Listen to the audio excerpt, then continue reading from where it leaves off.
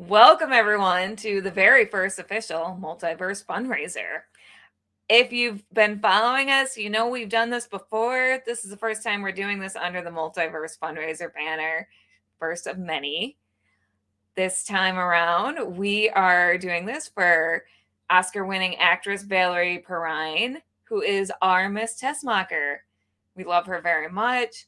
She is struggling with Parkinson's disease, and this weekend is all about raising money to help her. And first off, before we get to all the fun, I am going to play our little video about why we're here. The Multiverse Fundraiser is a benefit for Oscar-winning actress Valerie Perrin. Not only was she the original Miss Tessmacher in the Superman films, but she has had a stellar career that has spanned 30 years over stage, television, and film. We've teamed up with documentary director Stacy Souther to raise money for Valerie's medical expenses and other needs. Every donation and every post shared gives you the chance to win super prizes. See the website below for details. All right, so we are waiting on our first interview, who is George Chakiras, and he is well known for his roles in West Side Story, the original Wonder Woman series, Superboy, and many more. But I am going to bring in our host for that panel, Doug. Welcome, Doug. Hello, Mr. and Mrs. America and all the shrimp at sea. How are you doing tonight? I'm doing well. Staying inside, staying safe, staying warm. It's down in the 20s here. So that sounds nice. It got down to -3 here. Yeah, well, I grew up in Ohio. I was born and raised in Ohio, so I know what it's like. I've seen the entire state of Ohio closed, literally. The entire state. You can't get in, you can't get out, everybody stay home. I have seen that happen. So yeah, I can deal with the 20s. That's okay. I'm an Ohio boy. We go swimming in weather like this. So oh, I lost your audio. You're down there in you Florida are. Now, right? I'm not in Ohio now. I'm in Tennessee, East Tennessee. You're down in Florida now, right? I wish I was in Florida. Okay. I'm in Tennessee. I'm in the Tri-Cities, Johnson City. I am roughly 4 hours from Nashville, 4 hours from Atlanta, 6 hours from Myrtle Beach. So it's a nice little hub. It's a reasonable place to be. And we love Valerie. I am so glad we're doing this for Valerie. She is such a sweetheart. When she came to Metropolis for the Superman celebration, I got to host her Q&A. And I started off, we started off backstage. Obviously, we talked a little bit, we got introduced to each other. And I asked her the same thing I ask just about everybody that I'm going to go up on stage and moderate for is there anything you don't want to talk about so that I can, if I see it going in that way, I can steer it around. She's going, nah, I'll talk, because she did Playboy. She did a lot of nude scenes in movies. I thought, some people kind of want to get past all that in their past. So, and she was just a dream. And I asked her on her last name. I said, okay, I've seen one interview where the title, a magazine interview. I had seen two. One was Perrine is Divine. Ooh. And the other one was Perrine is Queen. So I asked her, is it Perrine or Perrine? And even in your video, it's pronounced Perrin or something. I mean, it was a totally third different pronunciation. It is Perrine. Yeah. She said, but I'm good with it either way. I'm going, you are such a sweetheart. But everything she's going through, I'm really hoping people will step up, will show the love and the consideration for her and the trouble she's going through. She's just, she's a dream to talk to. She's a dream to deal with. So we love you, Val.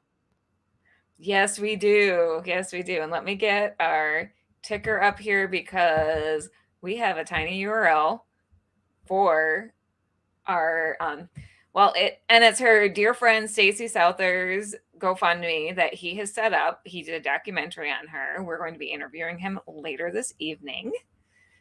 And we do have some friends in the comments already. So I'm going Oh, to let me switch over to that then. Oh yeah, I'm not even paying attention. I'm just sitting here. Hey, Keisha. Hey, Carl. And Welcome, Oscar everyone. nominated for Lenny. Is that Valerie or George? That was Valerie. Yeah, she was. Oh, okay. Yeah. Kristen's correcting me. All right. Happy Friday, Ryan. And then, hey, Johnny. John is the head of the Back of the Cereal Box channel and my boss at Back of the Cereal Box and our gracious host. Welcome, Ryan. I need to find that. We should put that website up so the people can find it as well. Well, they should be on that website because that's where we're broadcasting from. Oh, okay. You got the backstage link. That's right. Ryan. I'm going to take a minute. You clicked. So this super corset was made by Andrea Starnes, who is one of my co-hosts on Cosplay Cafe. And Andrea was very generous because not only did she make me this corset, but she will custom make a corset for one of our winners in our sweepstakes, which if you donate or share, every share and every $10 donation is one entry into our sweepstakes to win prizes. And we have 40 prizes. Wow. So yeah, people were very generous. And we already have $60 in donations. So if you want to pad the ballot box, you can do it. Please pad the ballot box. Pad the ballot box all you want, people. And yeah, I don't blame you, John. I'm in Wisconsin, but Tennessee is looking better and better, especially today. Oh, another Ohio boy. Glad to see you. Yeah, I was Dayton, Ohio, born and raised. So, whew. Yeah, I'm done with that snow as well. I still have friends up there. I still have people I went to high school with who have somehow survived as long as I have. Hey, I got a big birthday coming up this summer. I got a big retirement anniversary coming up this summer. So Ooh. I got to stay alive for that. Yes, you do. Yep. I'm turning the big 7-0. Man. You do not look 70. You're my new best friend. And hello, Ryan in Maryland. I hope it's warmer than Wisconsin. Thank you, Keisha. Yeah. I'm telling you, this course is gorgeous. Like Andrea, it fits like a dream. Beautiful. Do you feel comfortable standing up and letting us see the whole thing? Yes, but you're going to see my Wonder Woman. All we're seeing is the top half of the S. Oh, that's beautiful. That is gorgeous. Yeah. Outstanding. This fits me better than any course that I've ever owned. And Kristen said she recently watched George and White Christmas. Oh, that's such a good movie. Such a good movie. That is like one of the Christmas classics. Yeah. I really wanted to talk. Hopefully he'll still show up, but I don't remember very much about the first season of Superboy because I wasn't a big fan of John Haymes Newton. I don't know him personally. I didn't like his portrayal of Clark and Superboy. I've seen him in other things since, and he's done a marvelous job. But Gerard Christopher coming in, that was the direction that I had hoped that Superboy and Mr. Chakiras did several episodes in the second season, starting with the first two episodes. And then I think he was there when Bizarro showed up. So I really wanted to talk to him about, what was the difference because the entire mood of the show changed from first season to second, which a lot of TV shows do. They get through the first season. Well, Supernatural was like that. If you can get through the first season of Supernatural, then it gets good. Then the writers discovered the natural humor and the brotherhood between Jared and Jensen, so that they started playing into that. They started writing into that. But so many TV shows, the first season, you just want to push off to the side. But I really want to find out, what was noticeable beyond the cast change. What was noticeable between the first and second season? So, George, Get in here, George. In here. Aw, Carl, I love you. He's so sweet. Didn't he, though? Yes. Actually, Drew hasn't donated yet, but he did ask me for the link. So I'm still waiting for confirmation on that donation, Drew. Though he is in Aruba right now. Ooh. Must be nice. Yeah. As we're talking about being in the 20s, -3. And Keisha thought you were 50. All right, she's my new best friend now. I'm sorry. You're out, kid. You're all the way out. I'm sorry. You know, we love you. That is okay. Oh, Willow, no thanks. No thanks. Canadian South snowstorm. Canada. Wisconsin is basically South Canada. That's good enough for me. Thank you, Carl. We appreciate you. Outstanding. Yes. Yeah, being a kid in Ohio, that was my job was shoveling the driveway and the sidewalks. I was that guy. Keisha says we can all be best friends. Yay! Yay! Who wants to guess how old I am while we're talking ages? Who doesn't know what my recent birthday party theme was? I'm going to go out on a limb, and I hope it's not too high, but I'm going to say 30. Oh, you're my new best friend. 40. Well, I just I still got 30 years on you. I just had a 1940s themed birthday party for my 40th birthday, and did a old Hollywood style Wonder Woman gown. Oh. And yeah, it was a blast. But thank you. I'll take the And then since I turned 40, I've been carded twice. And I'm like, oh, I've been carding yours. What's going on? I'll take I still get carded. I don't know if it's a Tennessee thing or not, but just about again, if you're going to buy beer or a drink, they ask to see your ID, and I say, God bless you. Thank you. Thank you. And that's I got God bless you. Yeah. Oh, you're not saying bless your heart. Never mind. That's fine. I physically matured at a very young age. I'm still waiting for the emotional part, but physically, I'm 6'3". When I was 14, I was 6 something. They sent me my principal sent me home in 6th grade with a note for my dad, that said, we have a dress code and beards are not allowed. I was 6th grade, and I kept telling my dad, kept telling Pop, I need to start shaving, but he was World War II mentality and had as soon as you start shaving, it's going to come in thicker and harsher, and you'll have to, and it was all bull squirt. But he just wouldn't let me. And so I could not go back to 6th grade until I shaved the first time. The chest hair all came in at the early age. So I had friends in Ohio. You could buy, it was called 3.2 beer, which is probably what light beer is now, 3.2 alcohol, as opposed to 6%. But I had friends who were 17 coming to me at 14 and asking me to buy beer for them because I never got carded. I just walked in like I owned the place, talking about the game. Hey, how you doing, pal? Yeah. So, and now here I am almost 70 and I'm getting carded everywhere. All right. So the latest word is that George is on his way. He's having some tech issues, which can happen. So that's cool. You all are stuck with Doug and me until then. And Carl did know about my birthday party. One of my pictures from my birthday party made it as a meme in Carl's humor group, and that is my claim to fame. And it is not an appropriate picture to show on screen here. We'll leave it at that. Willow, I don't believe you. No.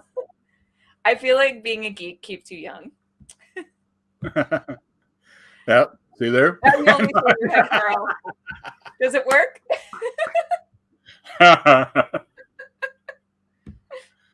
Pretty good. Well, so when I wonder when we're going to hear anything about this June, like who might be showing up. Ooh, about in our second hometown.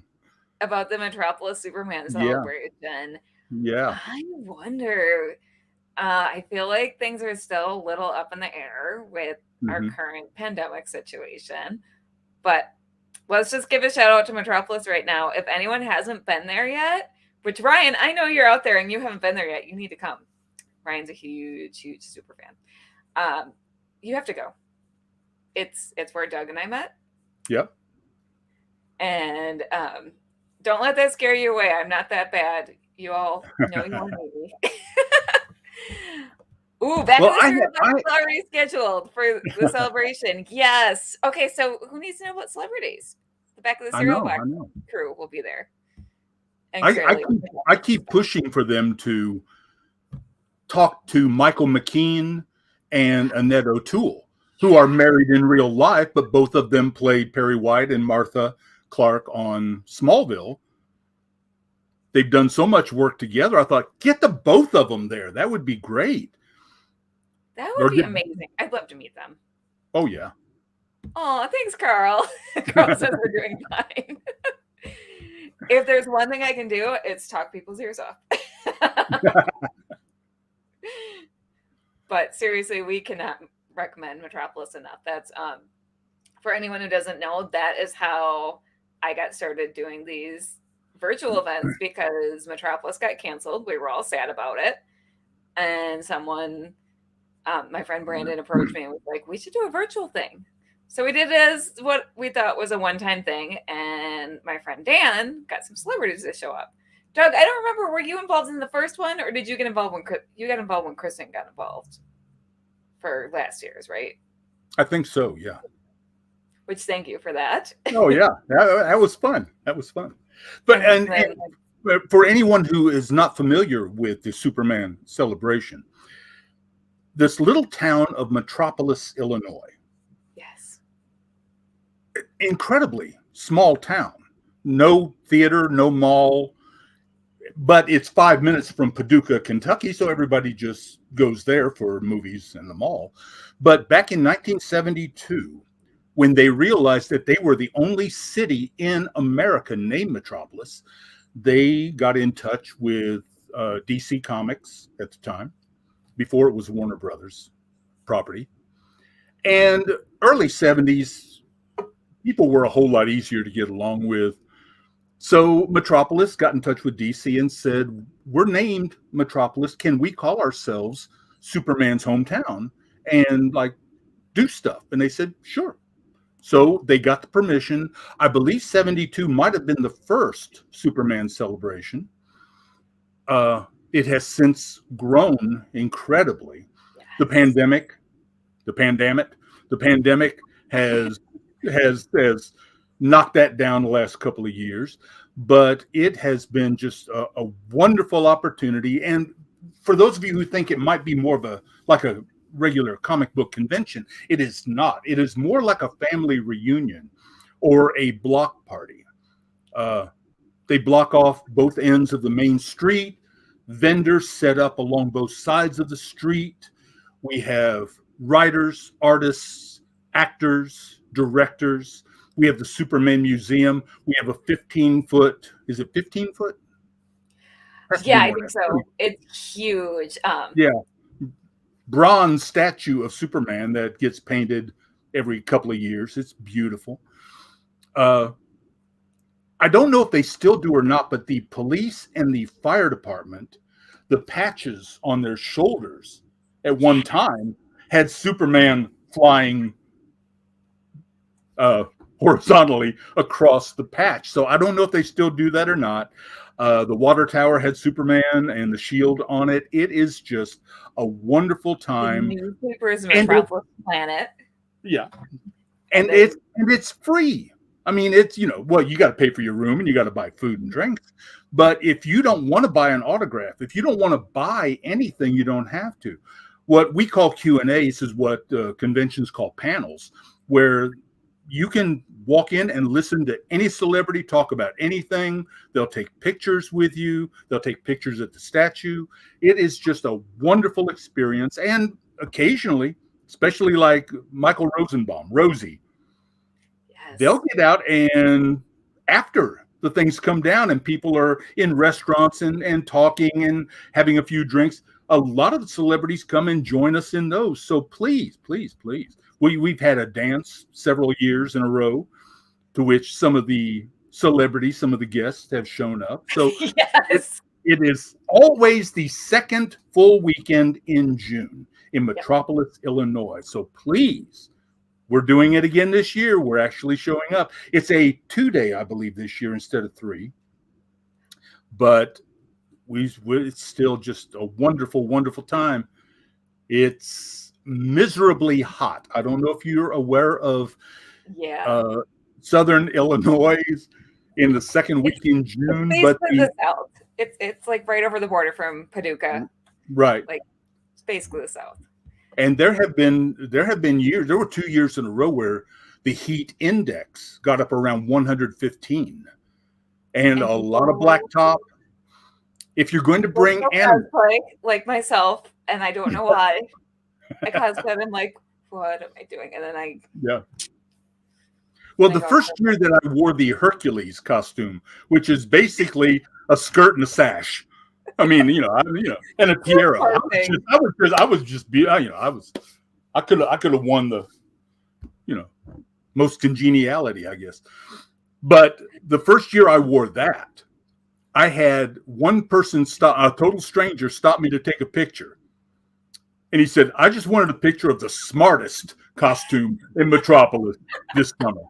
I went, okay, yeah. And Carl, you do need to go to Metropolis. I agree. Oh, yeah. Definitely. I mean, there are hotels. I'm not going to mention names because that would be free commercial time, but there are at least 5 hotels in Metropolis alone, a couple of B&Bs. Plus, like I said, you're 5 minutes from Paducah, and Paducah is loaded with restaurants and hotels everywhere. So, price shop a little bit and find some place to stay. And food costs down there, reverse sticker shock. Very, very affordable. And some good. And a lot of mom and pop, a lot of privately owned mom and pop places that we just love going to. Yes. I'll mention Fat Ed's. I love Fat Ed's. Fat Ed's. It's a place. It's a place to be. My daughter goes and orders the mozzarella sticks because they are basically fireplace logs that have been deep fried. They are just huge and wonderful. So you can make a meal on just 4 mozzarella sticks. The barbecue there. So good. So good. And there's a drink called Kryptonite.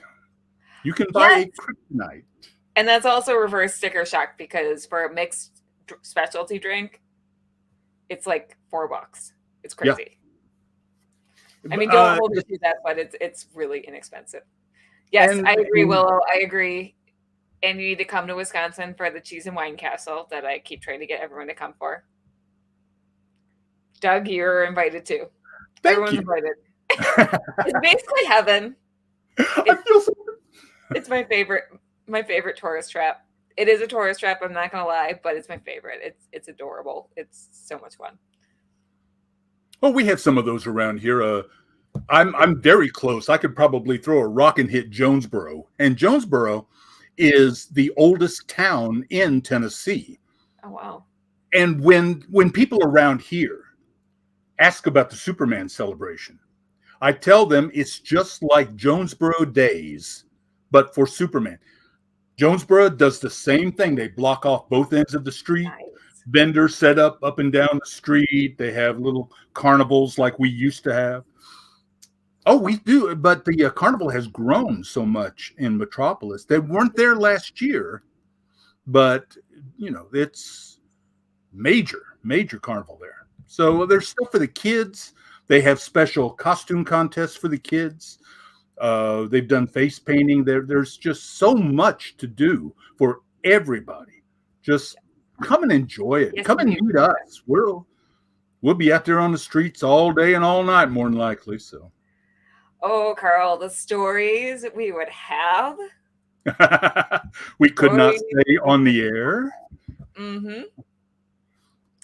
I will say this is appropriate for on air. One of the fun things is that my friend Zach started as an annual thing is, so there are lobby parties that everyone has, and after or in the middle of the lobby party, as many people as want to will venture into town and try to see how many people can fit into. There's a phone booth in front of the Super Museum, and so there's pictures of a bunch of people in the phone booth every year. We call it shenanigans. We're gonna go have shenanigans now.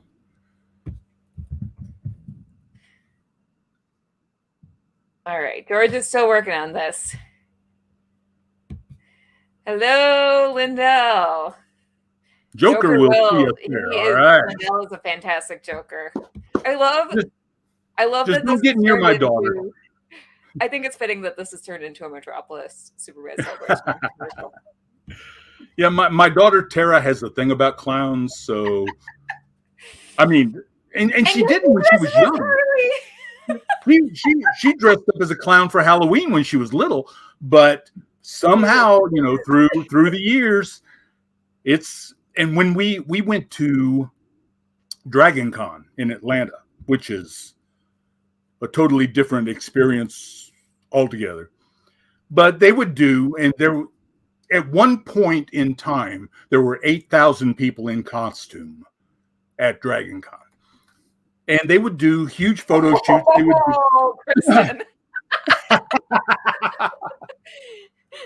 Tara was raised by a clown, so it's hard to Yeah, I saw. Yeah. Ouch. Love you too, honey. Love you too. I had to read it out loud because I think these will be audio later. Also because it's funny. Oh, really? But when we got to Sunday in Atlanta at Dragon Con, they decided to do the all DC characters photo shoot, probably 500-600 people in costume. And so they would group different people together. All the Hawkmen are over here. All the Batmen are over here. Somehow Tara in her Supergirl got surrounded by the Jokers. They put the Supergirls in the midst of probably 50 Jokers. So everywhere she looked, all not happy with that. Oh no. But did I dress up? No, I did not dress up as a dragon. So there was a story. I really should. I was born in the year of the dragon. I'm looking at costumes now that would hopefully cover my body, cover my head, cover my face, cover my beard. Put me in armor. Let me do Dr. Doom. That would be good for me, I think. Yes. Or Hagrid. Awesome. So the dragon story. I've never been to Dragon Con, but so one of my geek groups that I was in, people posted Dragon Con pictures, and this one guy had apparently never been to Dragon Con, and he didn't go to many cons. So he got upset seeing the pictures. He was like, what is with this? Why is no one dressed as dragons? Why are people just like going to this con and dressing as anything? And I was like, is he trolling these people? Turned out no. So then Dragon is very much like the East Coast version of San Diego Comic-Con. It's that big. It's spread out over 5 different host hotels. There's walkways there. I mean, we take over the town for a weekend. Yeah. But he thought Dragon Con was Dragon Fandom. And he's like, what is wrong with these people? There's no Dragon costumes. So yeah, I thought that was hilarious. So I'm like, why do you go to Wizard World and not dress as wizards?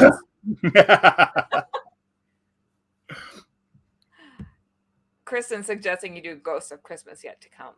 Oh, of Yet to Come? Ghost of Christmas Present is the one with the turkey leg and the wreath and big and jolly. You have not seen the likes of me before. For Christmas yet to come is all covered. Oh yeah. So it's like basically Grim Reaper. But if I can have a flagon of wine and a turkey leg, that'd be okay too. That'd be awesome. I could do that. Yeah. Ooh, nice, Lindell. Lindell's Stay Puft is amazing. Amazing. Is that the Marshmallow Man? Yes. George, we've killed all the time. Come on, let's go. Yeah, so apparently his browser wasn't compatible, so he's trying it on his phone. Oh, okay. StreamYard, which is what we're using, is specific about your browser. It has to be a Chrome browser. So. Oh, see, I'm not using Chrome. I'm using Firefox. Oh, interesting. I've got Chrome, but I'm coming through on the regular Firefox browser. I thought it had to be Chrome. I guess I am wrong. Disregard. I passed my demigod hand over it and made it happen. Yes. My old man Zeus, I tell you. It's amazing how you can hide vodka in a water bottle, isn't it? I mean, that's... Oh, I probably... Oh, wow. I believe I'd be making more faces. Or slurring your words. Or slurring my words. Or hitting on people. Hey, how you doing? You say people, but I'm the only one here. Unless you're hitting. So how you doing? Oh, Kristen says it works with Microsoft Edge too. That makes sense. So we learned something. Carl says slurring the words comes later. I learned something on Facebook. Somebody put a meme up and I tried it out. I spoke to, I'm not going to say her name, but my Echo device, because she'll wake up and want to know what I'm talking about. But somebody put up, he said, percentages, especially when you're doing math and you're talking to kids, percentages are reversible. That 4% of 25 is the same as 25% of 4. Oh. Which I thought was pretty cool. I tried it out, wow. And one's a whole lot easier to do than the other. Yes. Now I'm doing that mental math. Yeah. Carry the one. Okay, yeah. So, Doug, where did your Superman fandom come from? Like, when did you first fall in love with Superman?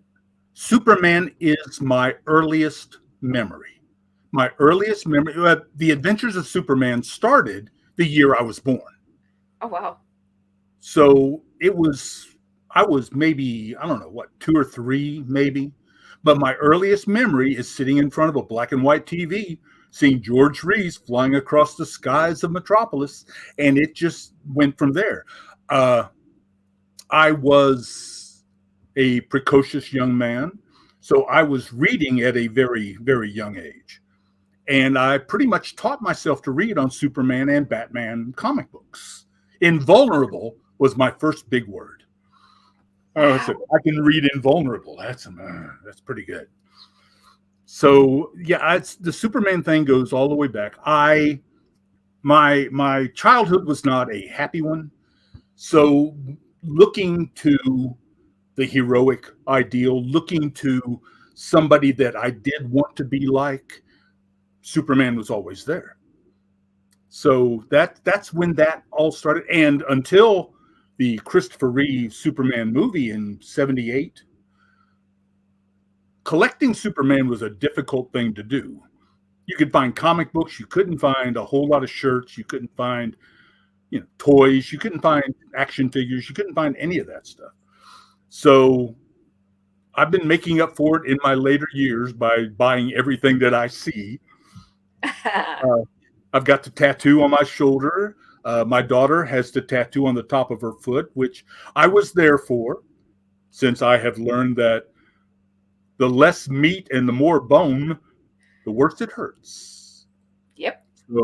So she's squeezing my little hand while they're doing two different colors and an outline on her foot. But it's beautiful. It's my son is still looking at it. It's the family crest. I mean, they grew up with it as well. So now my son is looking towards something different, not just the red and yellow. I think Tara's is pomegranate and puce. I don't know, pink and purple. Yeah, some teal and pink maybe. But he's wanting something, I don't know, on fire and wings or something. I don't know. So yeah, the whole Superman thing, and I had, known about the Superman celebration because they even talked about it in the comic books for a while, because there were plans to build a Superman theme park there in the early stages. Happen. No, still wish. So I was aware of it, but I did not go until my first time was probably 20 years ago, something like that. The kids were little, and Tara's 35 now. I don't know if don't listen, honey. I didn't say that out loud. So, going the first year, I didn't know anybody. We saw the panels, we saw the Q&As, we bought a few things, and that was it. It was 2009. Tara and I had just started going by ourselves. My ex was one of these. I've already done that once. I never need to do it again. So she was one of those. And my son he's a social butterfly. He was always off doing something else anyway. So it became a thing. It became a daddy-daughter thing. So we would come every year. And it was probably our second or third year coming in 2009 when we decided, and I was like 300 pounds at that time. And we decided next year we're doing costumes. And I dropped 80 pounds in the span of a year. And that was the first time I was brought into the opening ceremony skit, playing Non, one of the Kryptonian villains. And I brought the Hercules costume there. So 2010 was my first time cosplaying. I had been an actor. I've been a stage actor. I've done acting in costumes for a long time. But the first time wearing a costume when there wasn't a stage and an audience, that was 2010. And I became hooked. And we began gaining friends like yourself. Stephen Kirk at the time brought me in. What? Uh-oh, Doug, you froze. Oh, there you are.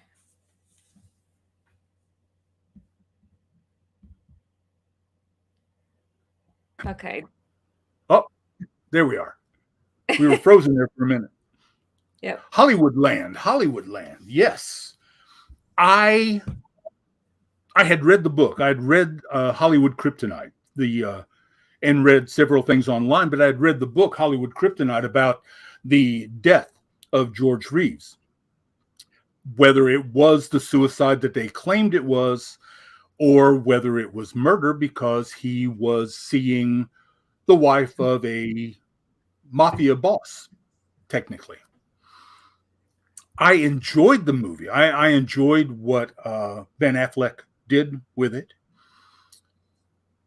And it still left so many questions unanswered, even though both Noel Neill and Jack Larson, who played Lois Lane and Jimmy Olsen on The Adventures of Superman back in the 50s, even though they both said it was suicide, there were too many things about, first of all, he was naked. When they found his body, he was lying on the bed, but his legs and feet were still on the floor, as if he had just sat down on the edge of the bed and laid back. The shell from the gun was under his body. There was a bullet hole in the ceiling, a bullet hole in the floor, and a bullet hole in George. There were no powder burns on George. And usually there would be distinguishing if he'd shot himself in the head, there would have been powder burns on his head and his hand. So and the gun was so heavily oiled that there were no fingerprints. So I'm still of the mind that it was not suicide. And they had just renewed The Adventures of Superman. He had already directed 1 or 2 episodes, and he was going to be able to direct several more episodes in the next season. So there was no reason for that. So, but I enjoyed the movie. I've got a copy of it. I enjoyed the movie. Very fishy. And I think I just saw George pop in and then pop back out. So maybe he'll be coming on soon. Thank you all for sticking with us. Yeah. As we're it's improvising. It'll be a quick 20 minutes. Yeah, well, we'll see. You know what? That's what happens. Yeah. Like Carl says, this is the troubles of live broadcasting. Anything can happen. Anything can happen. That's why I actually have a 2-hour radio show. Here's George. Here's George. All right. I see him. Looks like he's almost ready. Aw, Chris. Yes, Chris is right. Doug is Jowers. Oh, my arch foe. Thank you, Keisha. George, if you can hear me, do you want to give me a thumbs up when you're ready?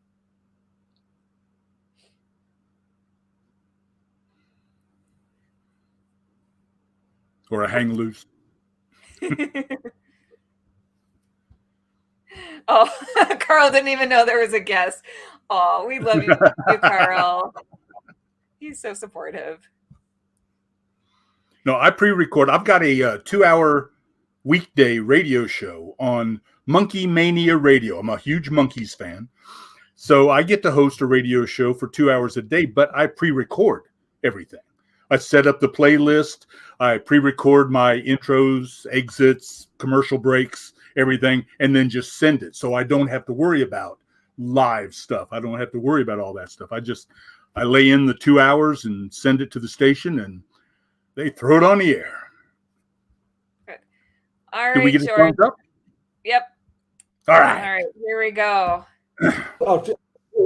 Now I have a problem. I have a doctor's appointment at 2:15, so there's no time left really for the interview. I'm so sorry about that. I got screwed up because it's technology didn't support StreamYard, but now it's okay. So can we do it another time? Yeah. Well, it later happened today.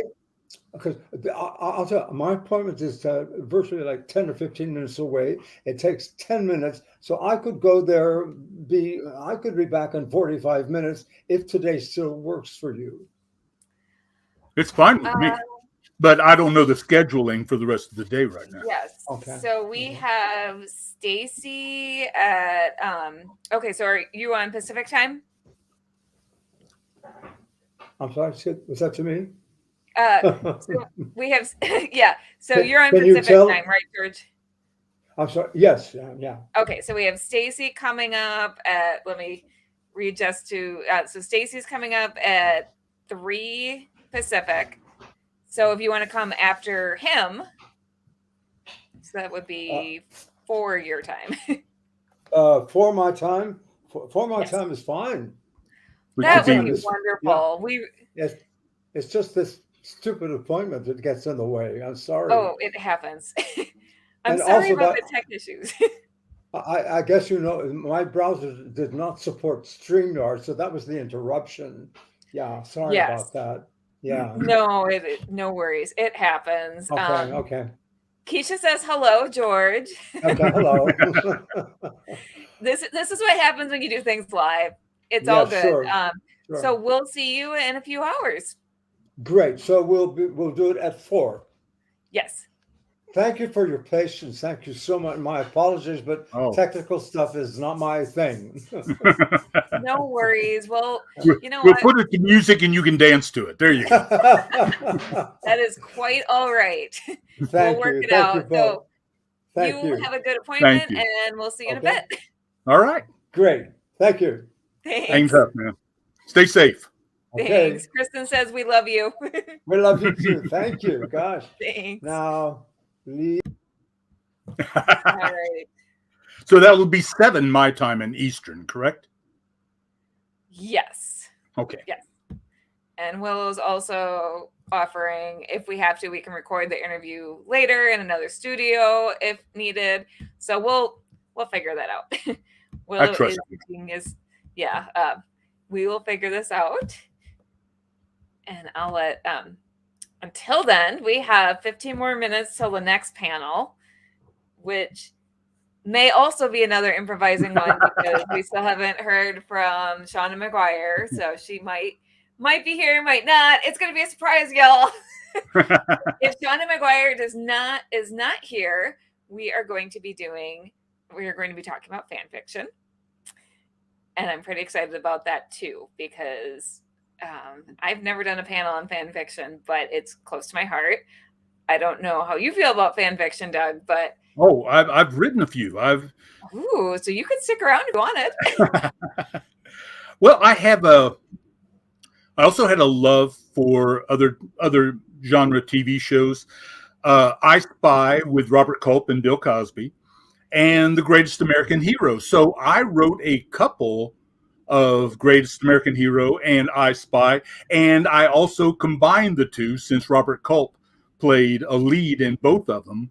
So yeah, I had a lot of fun with that. I enjoy doing fan fiction. Nice. Crayley has requested that you dance for us for the next 15 minutes. Well, I don't have any pants on, but no. I was just going to ask that. I mean, the chances on a call or broadcast like this of people not wearing pants are high. Yeah. Yes. And I'm a naturist by nature anyway, so. Red Dwarf fan fiction. Huh? Ooh, and Willow has... I want to hear your X-Men story, Willow. Yeah. And Chris says, no, Doug. No, Doug Dan. One vote per guess, one vote per no. Who's going to be the tiebreaker? Well, I got something here I'm real proud of I'd like to show you, but we're going to have to take out that wall and move those cars first. But seriously.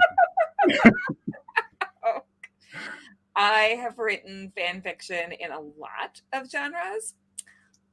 Buffy was my first genre, which is a little sad now, given all that's coming out about Joss Whedon. Gosh. But I was going to ask, what are your thoughts on that? So I think Joss Whedon is trash, but that so I think that with anything like that, it's your choice to choose to separate the art from the artist. Right. And you have to do that to your own comfort level. And because first of all, no one's all good or all bad. Right. But even if they were, even terrible people can make beautiful art. Right. And especially with TV and movies, it's a group project.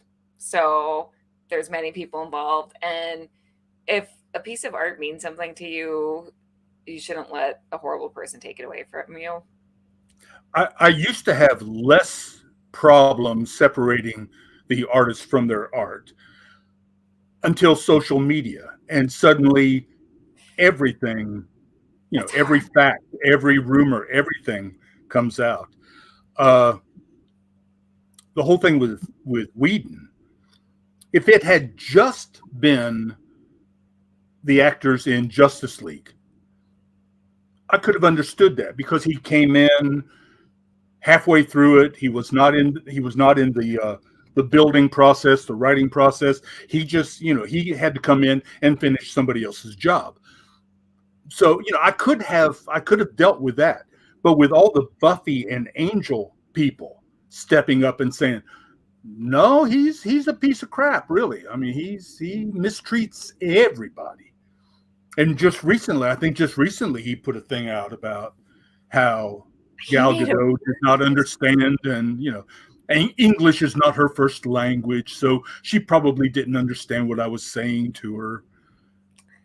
And Charisma Carpenter, so she came out with her story, but the thing is, she had told that story years ago. There was like a video, and so like when Ray Fisher came out with his accusations, I was like, this doesn't surprise me because I had seen the video of Charisma Carpenter telling it. And it just, so unfortunately, I was like, yeah, that checks out with what Charisma's been saying for years. And people, it just barely made a blip because it was one convention at Dragon Con, I think it was actually. Might have been.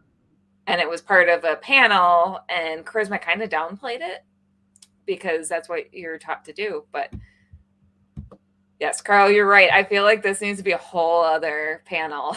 Whole other panel. Like I could talk about it's a hard topic. But yeah, can we separate art from the artist? I feel like it's up to you. It's up to each individual person, and no one should be going around telling people what they can and can't do. Right. I think one of the first struggles I had with that was the Bill Cosby thing, because, you know, I had loved him as a stand-up comic before he started doing television. He did I Spy, won, you know, the first Emmys as a black man for I Spy, and always thanked Robert Culp for teaching him how to act. Then the Cosby Show, you know, he was America's dad for, you know, years and years. So that was when I started having more difficulty separating the art from the artist. You know, Sean Penn, you know, was, you know, I kept looking at Spicoli and then looking at what Sean Penn was doing as a younger man.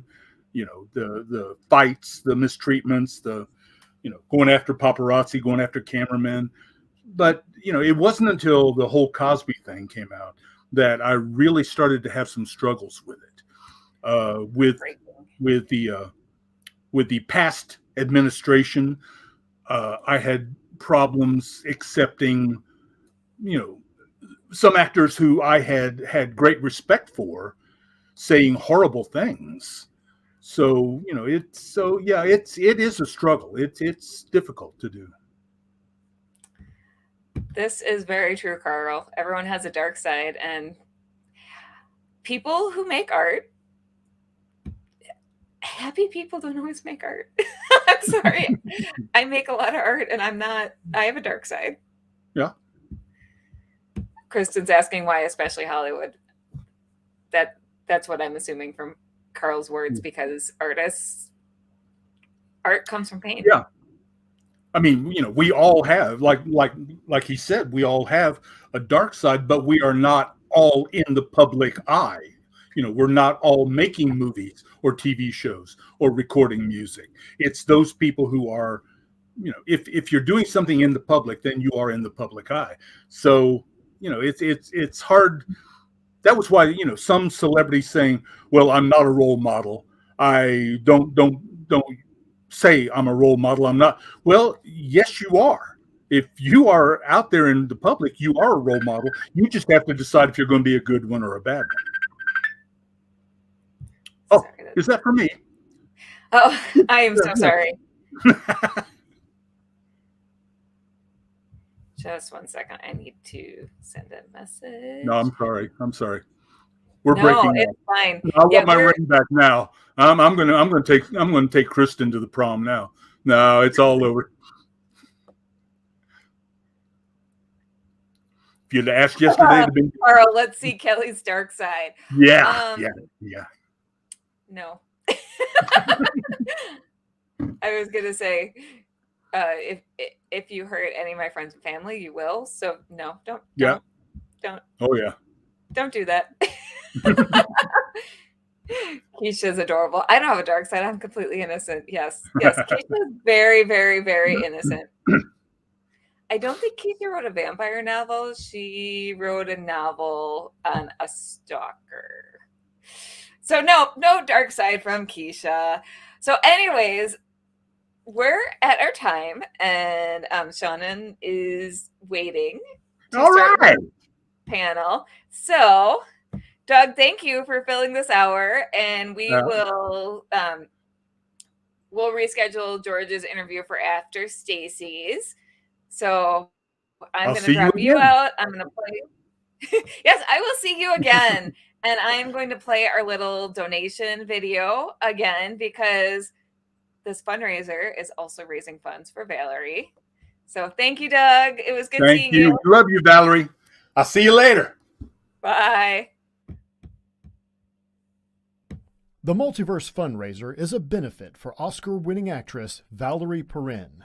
Not only was she the original Miss Tessmacher in the Superman films, but she has had a stellar career that has spanned 30 years over stage, television, and film.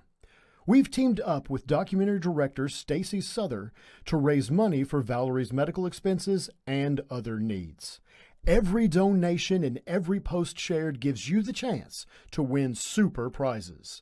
See the website below for details. All right. So I'm really excited about this. This is one of my favorite authors. She has written a lot of books, a lot of series under 2 different pen names, and a lot of comics too. So welcome, Shauna McGuire. Hi. Oh, you need to unmute yourself. Yeah. Hello. Hi. And I'm sorry, my phone is going off. Oh, it's okay. My cats are going to go off at some point. Yes, I love kitty guest stars. Well, they are unavoidable in this house. So Yes. I love it. So how are you doing? I'm doing pretty well. It's a lovely Friday here in the Pacific Northwest. It is not currently raining, which is astonishing for a lovely January Friday in the Pacific Northwest. I got some new dice in the mail, so that's always good. Kristen Marie over in chat says, such a very Irish name. Yeah, Sean and Lynn McGuire. My parents did not want there to be any confusion. No one can pronounce my name, but I like it. How are you doing? Double-checked your website to make sure I was pronouncing it correctly. So thank you. It's astonishing how many people will not and will just be like, oh no, how could I be expected to know? Like it's in my website FAQ. It's right there. You click and it's right. Oh, okay. Do your homework. Do your homework, people. Willow says you have my attention. Hi from the mother of cats. Willow is not joking. She has so many cats. And I love Hi, Willow. You probably have more cats than I do by number, but I have Maine Coons, so I may have more cat than you by weight. You have Maine Coons? I love Maine Coons. I do. I currently have 2 of them, Elsie and Thomas. Thomas weighs 28 pounds and is not overweight. He is... Oh, there's Elsie. Hi, baby. Do you want to come here? Come here, baby. Come here. Yes. Okay, forget your books. We're going to talk about your cats for an hour. Okay, here's Elsie. Hello, beauty. Oh. Pretty girl. Curly says Maine Coons are so cute. They are good kitties. She's basically an owl. And Willow has a Maine Coon too. Willow, okay, visiting you is now extra on my bucket list. It already was, but I think kitty talk is everyone's on board. Oh, I keep saying if a convention would just give me an AV hookup so that we could plug people's phones into the computer, we could have an entire panel that was just bring me a picture of your cat. I'll throw it up on a big screen and compliment your cat directly. Like that's the whole point of the panel. I will personally look at your cat and tell you how beautiful it is. That sounds amazing. Apparently, so one of my friends met Katie Cassidy from Arrow, and she brought her cat with her. And that's like all they talked about was her cat. Oh, yeah. I mean, Amber Benson from Buffy is a friend of mine, and she used to come over and hang out with my cat Alice, who has sadly passed. But we drove from San Diego to Portland a couple of years ago when our friend Sarah Kuhn put out her first book. And we stopped off at another friend's house, Nikki, so that, I could get dropped off. And we have about a dozen pictures of Amber with Nikki's dog, just having a lovely time. Yeah, you're just going to have to talk to my cat's butt for the rest of this because she is not moving. I'm okay with that. Good. This is why I can't use green screen backgrounds and y'all have to see my filthy ass office because if there were a green screen, every part of me that is currently behind a cat would now be invisible. Willow says, and there's the floofy tail. Oh yeah, she is mostly tail by weight. I I'm love sorry I stopped scritching. You don't have to bite me. it. So speaking of your Irish heritage, obviously that made it into your Toby Day books. And so how did you do your research? Like, did you grow up with these stories from your parents, or just tell me about this? I'm So fascinated. both of my parents are American born, and my mother thinks Disney did the stories correctly. Like they're not big on classic folklore. Um, but my Aunt Margie, when I was a kid, was in a Celtic band called Golden Bough, and she would perform a lot of songs that were way bleaker and bloodier than the stories that were considered acceptable for me. Hi, mommy's answering a question. Could we hurt her less? Are you gonna go? Please go. It'd be great if you went.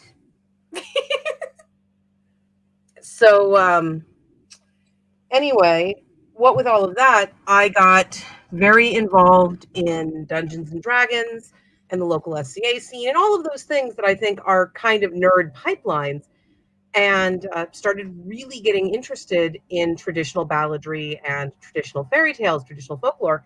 And this inevitably meant that when it was time to pick a university, I went to the University of California, Berkeley, go Bears, for a dual major in folklore and herpetology, which is not a degree combination that qualifies you to do anything in this world but talk about dragons. Fascinating. Herpetology. Wow. Like, yeah, I love it. I really like amphibians. They are one of my favorite things. So, and then from there, how did you get into writing? Well, that was sort of a parallel track. I am 44 years old this year. I had my birthday January 5th. It's still weird to say that with a 4 at the beginning because so much of it has been spent in pandemic lockdown.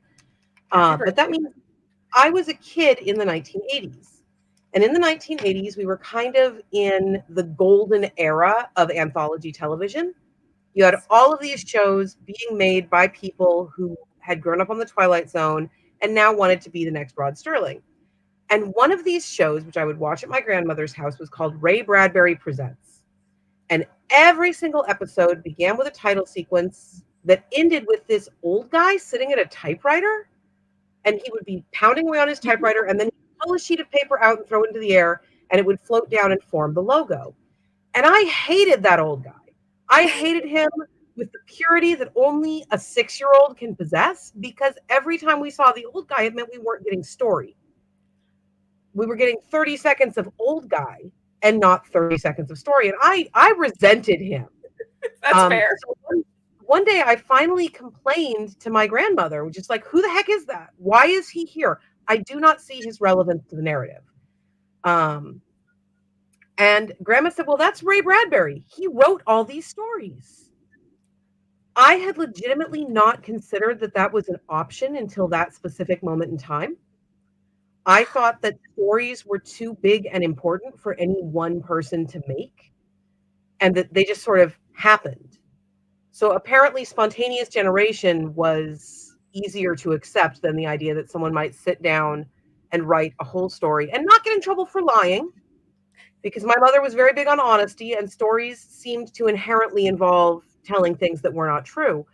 But I went home and started trying to write my own stories. Gave myself horrible migraines because my physical coordination was not good enough to keep up with my brain. And my mom finally bought me a typewriter. And that typewriter weighed more than I did. And I had the sleep schedule of a preschool child.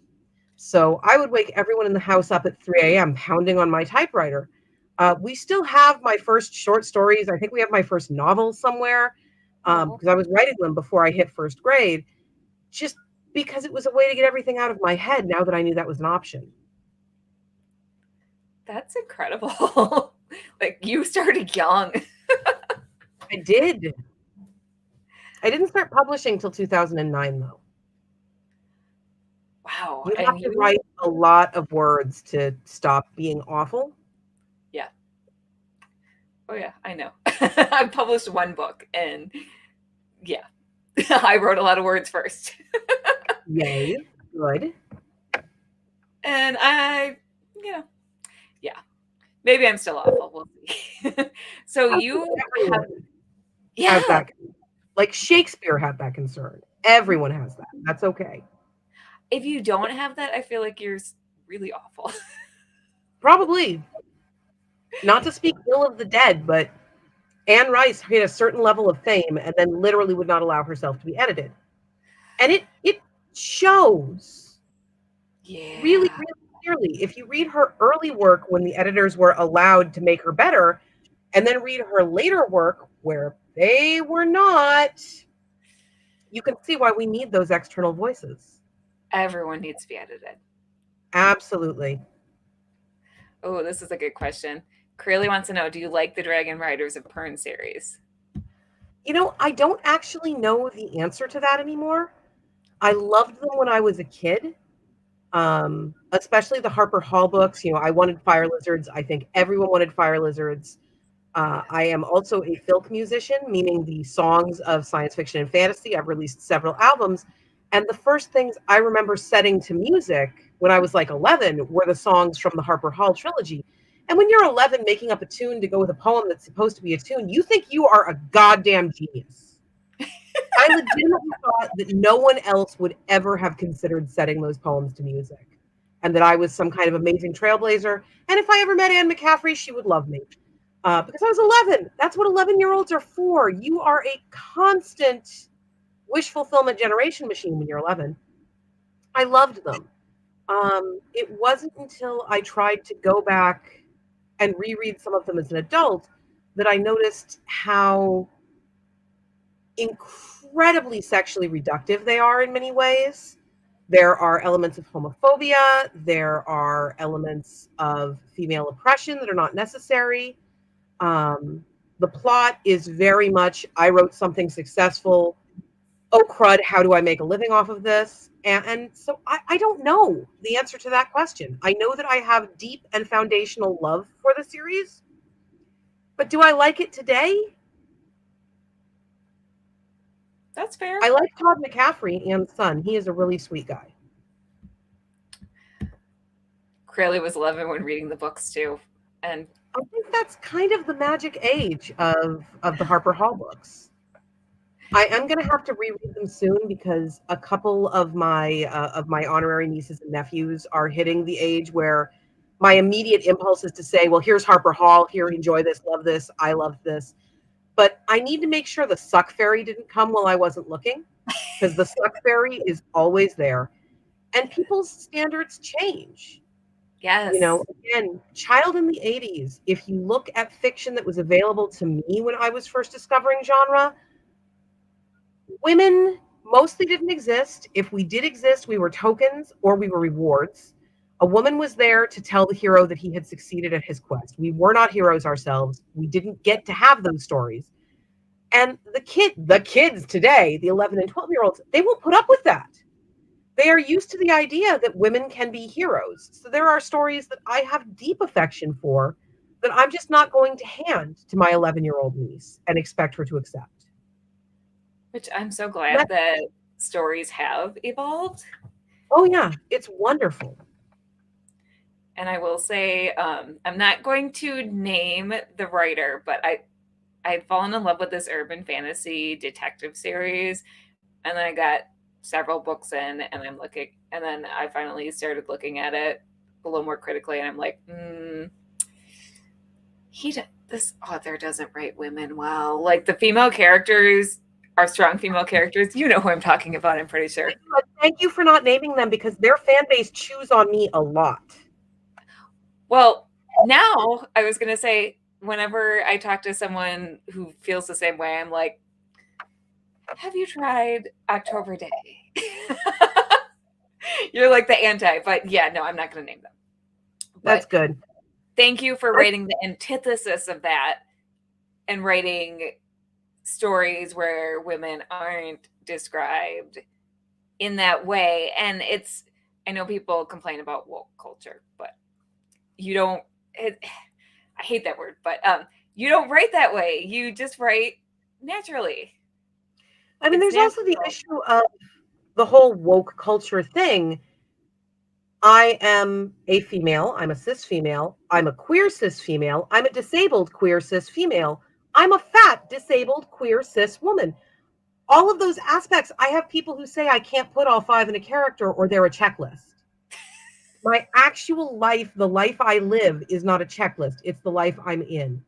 Right. And so my goal writing is I'm not following anyone's agenda other than the agenda of I want all of these people that I love to be able to open a book and see themselves, because that is so powerful. I have a weird name. Tanya Huff is a friend of mine. She wrote a Selkie named Shannon into one of her books. I'm a grown-up. I still felt like I had just gotten kissed at the prom, because you don't get to see your name. You don't get to see yourself. And it's just such a nice big deal. That is beautiful. I'm going to have to look for that book. That makes me really happy. And going in a different direction, but I'm going to say representation matters. I'm getting up on my soapbox. So thank you, because your series means so much to me. And when I quit that series, I was like, I have October Day. Yay. But so how did you get into writing for Marvel? Let's talk about that for a bit. So I love the X-Men. They are my heart's true home. I am desperately trying to get back on it at Marvel. They have a lot of churn in editors, and people have their favorites. So the people that I've been working with have by and large left. But I had been going on Twitter and just begging Marvel to hire me for years because we didn't know another way. My agent is a literary agent. She didn't have any connections at the comic book side of things. We just figured, okay, well, she's not hurting anything. So cool. Shannon, you just do you. You do your X-Men shit posting and yelling thing forever. Oh God, could you calm down? And then one day, Kathleen Wisniewski, who was at the time a junior editor at Marvel, she has since moved on to a different company, but just sent an email through my website and said, hey, have you ever considered writing a Marvel comic? And you're not supposed to discuss these things. Everything is assumed under NDA, even if you haven't signed one, because otherwise you run your mouth and they may not want you. So I called my brother immediately. Not supposed to do that, but I couldn't speak. I literally could not make sounds. I was just making this weird high-pitched bat noise. And he is a good brother, and he picked up the phone and went, "Oh, okay. Are you okay? Are you okay? Just squeak twice if you're okay. Okay, you squeaked twice. You're okay. Did Marvel finally call?" Like, he got there instantly. He knows me. He knew that was what I wanted more than anything. And that got me in at Marvel. And I had a really nice time for a little while. And then they went in a different direction, so I'm not currently there. But I would very much like to go back. And part of how I keep that door open is I am fairly careful, unless they have done something truly egregious, not to be critical of Marvel in public. Not everyone needs to hear my opinion on every single thing. This is not me saying, oh, the bad thing they did is okay, I'm going to keep my silence. And when they do something egregious, I will speak about it. But you don't need to know if I didn't like Eternals. I did like Eternals. I thought it had some pacing flaws, but it's a beautiful movie. You don't need to know that. I don't need to go on Twitter and start yelling at Marvel because they've made choices I didn't like. And that is a mistake I see a lot of people who want to break into these bigger companies make, where they're never kind. They're just critical all the time. And yes, criticism has its place. There is a reason to be loud. The squeaky wheel gets the grease. But if you want to be inside, you need to make yourself someone that they want to invite in. I agree. And Crayley says the X-Men are so special to me too. Crayley is my cosplay partner, and we bonded over a shared love of Jean Grey. Now, I know you're more of an Emma Frost fan, but Crayley does an amazing Emma Frost cosplay. Oh, awesome. And yeah, Crayley and I are on the same page here. So Keisha says she hardly ever sees herself in books. And she also says, this might be too personal of a question, And so feel free Is not that to the answer. same person? Yep, same person. Oh.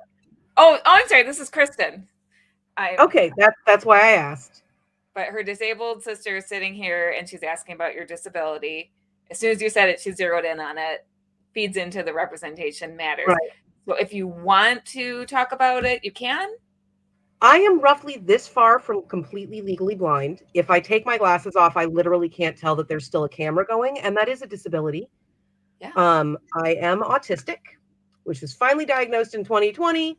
Yay, after years, girls can't be autistic. I'm like, having a label doesn't make me any different, but having a label means that I can try to explain myself a little bit more, when I get a little weird, or my hyperfixation right now is Magic the Gathering lore, because I did a bunch of work for them in late 2021, and I'm really having a wonderful time being back in this happy, special place. But it means that if you hold still near me, I will start to try to explain the Mending Era. You don't want to know about the Mending Era. No one wants to know about the Mending Era. I don't want to know about the Mending Era, but I do. On a physical level, there is something profoundly wrong with my left foot. We don't know what it is. Doctors have been trying to figure it out for years. I will be walking and everything is normal for expected human parameters. And then between one footstep and the next, my foot ceases to be weight bearing and just becomes an infinite screaming generator. So it is completely full of wasps and misery and pain. It's not really great. There's a big discussion in the disability community that frequently loops back to an X-Men scene to try to keep things on track, where Storm is telling Rogue they don't need to cure us, there's nothing wrong with you. And from Storm's perspective, with positive superpowers, there is nothing wrong with her. From Rogue's perspective, who kills everyone she touches, because in the Marvel movies at that time, Rogue was basically a death machine, there is absolutely something wrong with her. I would not change my autism if I could. It is part of who I am. It is literally my entire adult life. I wouldn't be the same person. I kind of like me. I'm okay with me. I would keep that. But if I could fix my foot by going like that, I absolutely would. I would take the magical cure, because it is so inconsistent that it's just bullshit. I'll be fine. Everything is great. Everything is great. I'm on the floor, or I'll be completely comfortable using my wheelchair. I'm a part-time wheelchair user because of the foot thing. Everything's great. I have based my weekend around the idea that I will have the carrying capacity of the wheelchair. I've got people with me to work doors, and then I'm having a good day.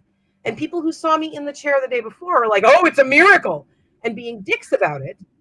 Like, no, you're not in my body. You don't get to police the way that it's behaving at any given moment in time. I also, as a dent or more than one thing, have inexplicably high blood pressure, says the person who is passionate about literally everything.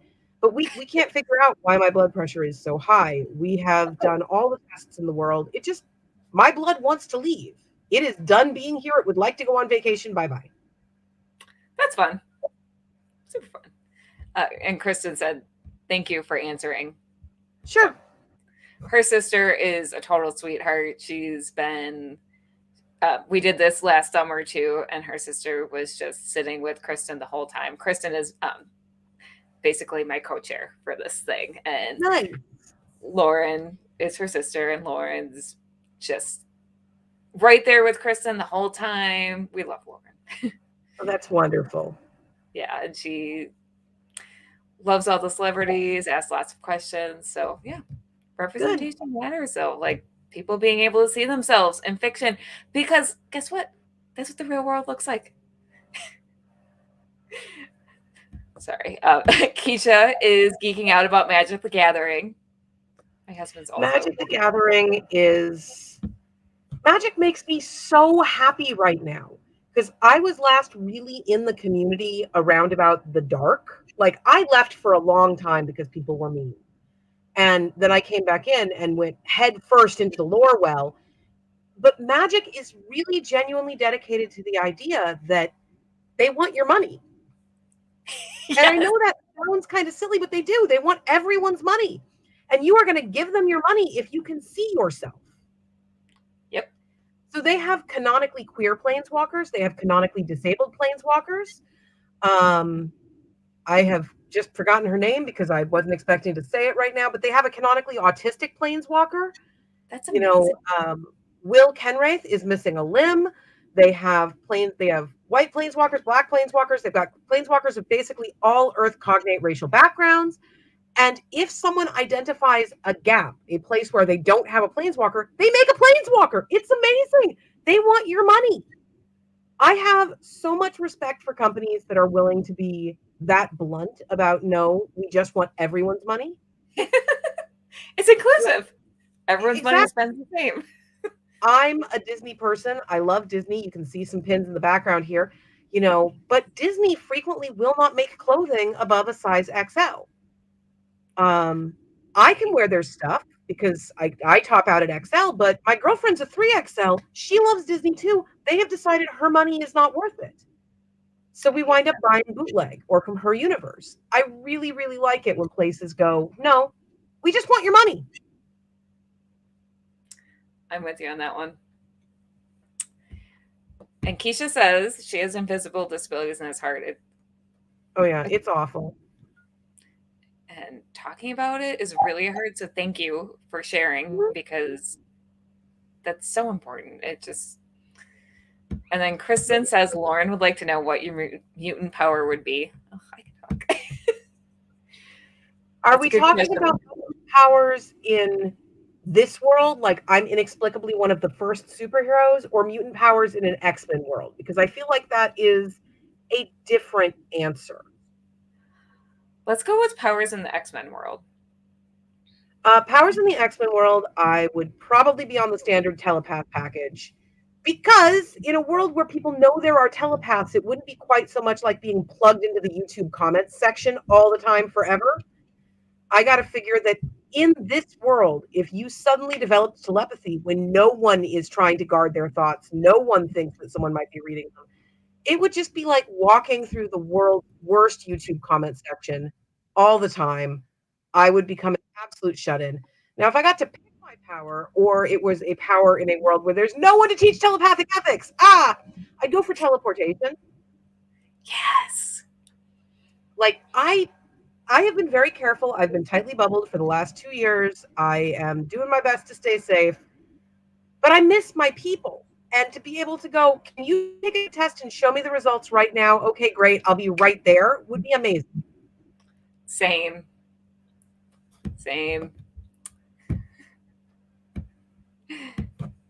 Crowley would have X-Men style telepathy telekinesis too. Twinsies. Yay. So we've talked about October Day, but let's talk about some of your other book series. Okay. I'm just kind of going where you go. Yes. And so let's talk about the Encrypted series a little. How did that come about? I love cryptids. How did you research that? The researching was, again, folklore major. I read a lot about urban mythology, American folklore. I love American folklore.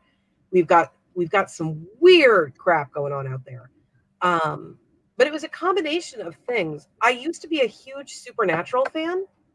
I loved Supernatural right up until it became extremely clear that they were going to continue treating all of the female characters like absolute trash, and that they didn't care. And then they killed off my very favorite female characters in a completely bullshit manner, basically to show that the guys who we already knew were badass. So I became determined to do some kind of series about women without superpowers who still got to be badass and save the day. And this led to a whole lot of discussion about how you could repurpose things for combat that were not necessarily combat related. And then my PA, Kate, said that she wanted me to write something that would get us invited to go backstage at rehearsals for So You Think You Can Dance. So I did that. Basically just figured out how to make ballroom dance a combat style. Verity Price, who is our first lead character, she narrates books 1, 2, and 5 so far, is completely modeled off of Chelsea Hightower from season 3 of So You Think You Can Dance. And Jennifer says she loves Encrypted, and Verity is her favorite badass. Encrypted is a very happy thing. So I don't know, is the statute of limitations on spoilers pretty much up for Supernatural at this point? It's gone. Joe Harvell was basically invented to be catnip for shonens. Like, Joe and Ellen made me so happy, but Joe is so absolutely flawlessly in my wheelhouse for this is the kind of character I love. I was so angry when they killed her. I was so angry. I didn't even watch the next episode. I noped out immediately. So I've heard people say good things about Charlie, the Felicia Day character, and I've heard people say good things about Mary Winchester. I didn't get to them. I was done. Don't blame you. And I had been kind of teetering on done for a while because Supernatural, that was not the show I signed up for.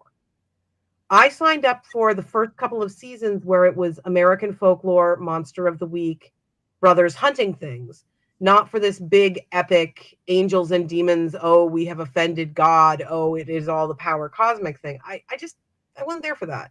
I know it made a lot of people really happy, and I'm really glad because not everything has to be for me, for which we're grateful. I don't know. I like your taste, so I would take more things written for Shonen. Joe Harvell was my favorite too, and Joe and Ellen. Oh. Yeah, Encrypted is basically one long apology to Joe. I just got the audiobook because I hadn't picked up the series yet, so I just got it, and I'm extra excited. Yay! I'm really, really excited. A few very strong female characters popped in.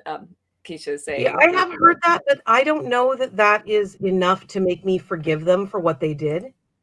There is so much media out there. There's so much to consume. Yep. And this is what I say to people who tell me that they are hate reading something, or I don't really like your stuff, but somebody told me I should give you another chance, which is fine.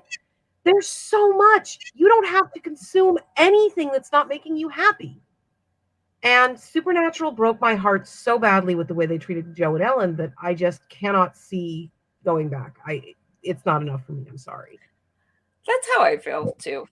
That's why whenever I say the thing about the other book series and how they treat female characters, and then the fans argue with me, that I'm like, it's okay that I don't like it, and it's okay that you like it. Mm-hmm. Yeah. Hey, Rebecca.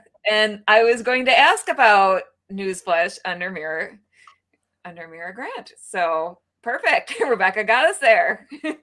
When I am Mira Grant, I write biomedical science fiction thrillers. So the Newsflash books, which Rebecca has mentioned, were basically what if you did political thrillers, but with zombies? Yay. So I used to kind of describe it as Night of the Living Dead meets The West Wing, with a healthy side dose of Transmetropolitan. There are 5 books total. There's the original trilogy, which is Feed, Deadline, and Blackout. Feed, Deadline, Blackout. I got my fingers wrong there. There's the short story collection, which is Rise. And then there is book 4, which is Feedback. Do not read Feedback before you've read the rest, because Feedback was basically a literary experiment. I love it. I think it's a fabulous book. It makes me very happy. But it starts at the exact same minute that Feed starts, and it ends at the exact same minute that Feed ends, which means if you read Feedback, you are completely spoiled for everything that happened in Feed. And there is a fairly gutting emotional moment in the middle of Feed that I'm still proud of 10 years later. I think it's one of the best things I'll ever do in terms of making people want to murder me in my sleep. I love that. And Keisha says, political with zombies sounds like my jam. Keisha, yeah, you need to get all of Shonen's books, like, now. There's only 65 of them. How many? 65. 65. Oh my gosh. You were so I think it's actually technically 67 now, because that count was before the last couple releases, but it's somewhere in the mid-60s. So what does your writing schedule look like? What does an ordinary day look like for you? I get out of bed. I take my morning blood pressure medications because, again, catastrophically high blood pressure. And if that doesn't sound like a disability to you, just think about the last couple years. So many people that I normally would trust have been saying that letting me die is worth it if it means you can open the McDonald's. So that's been super fun for me. But get up, take my meds, feed the cats, sit down, start writing. And I have a daily word count. I do not stop writing until I hit that daily word count. So some days I'm checked out at 2 p.m. Some days I'm at my computer till 10 p.m. It depends. And then take care of anything admin that's come in. I've got some editing I have to do when I finish word count for today. Though right now word count's a little muddled because I'm in a heavy reconstruction phase on the project I'm working on.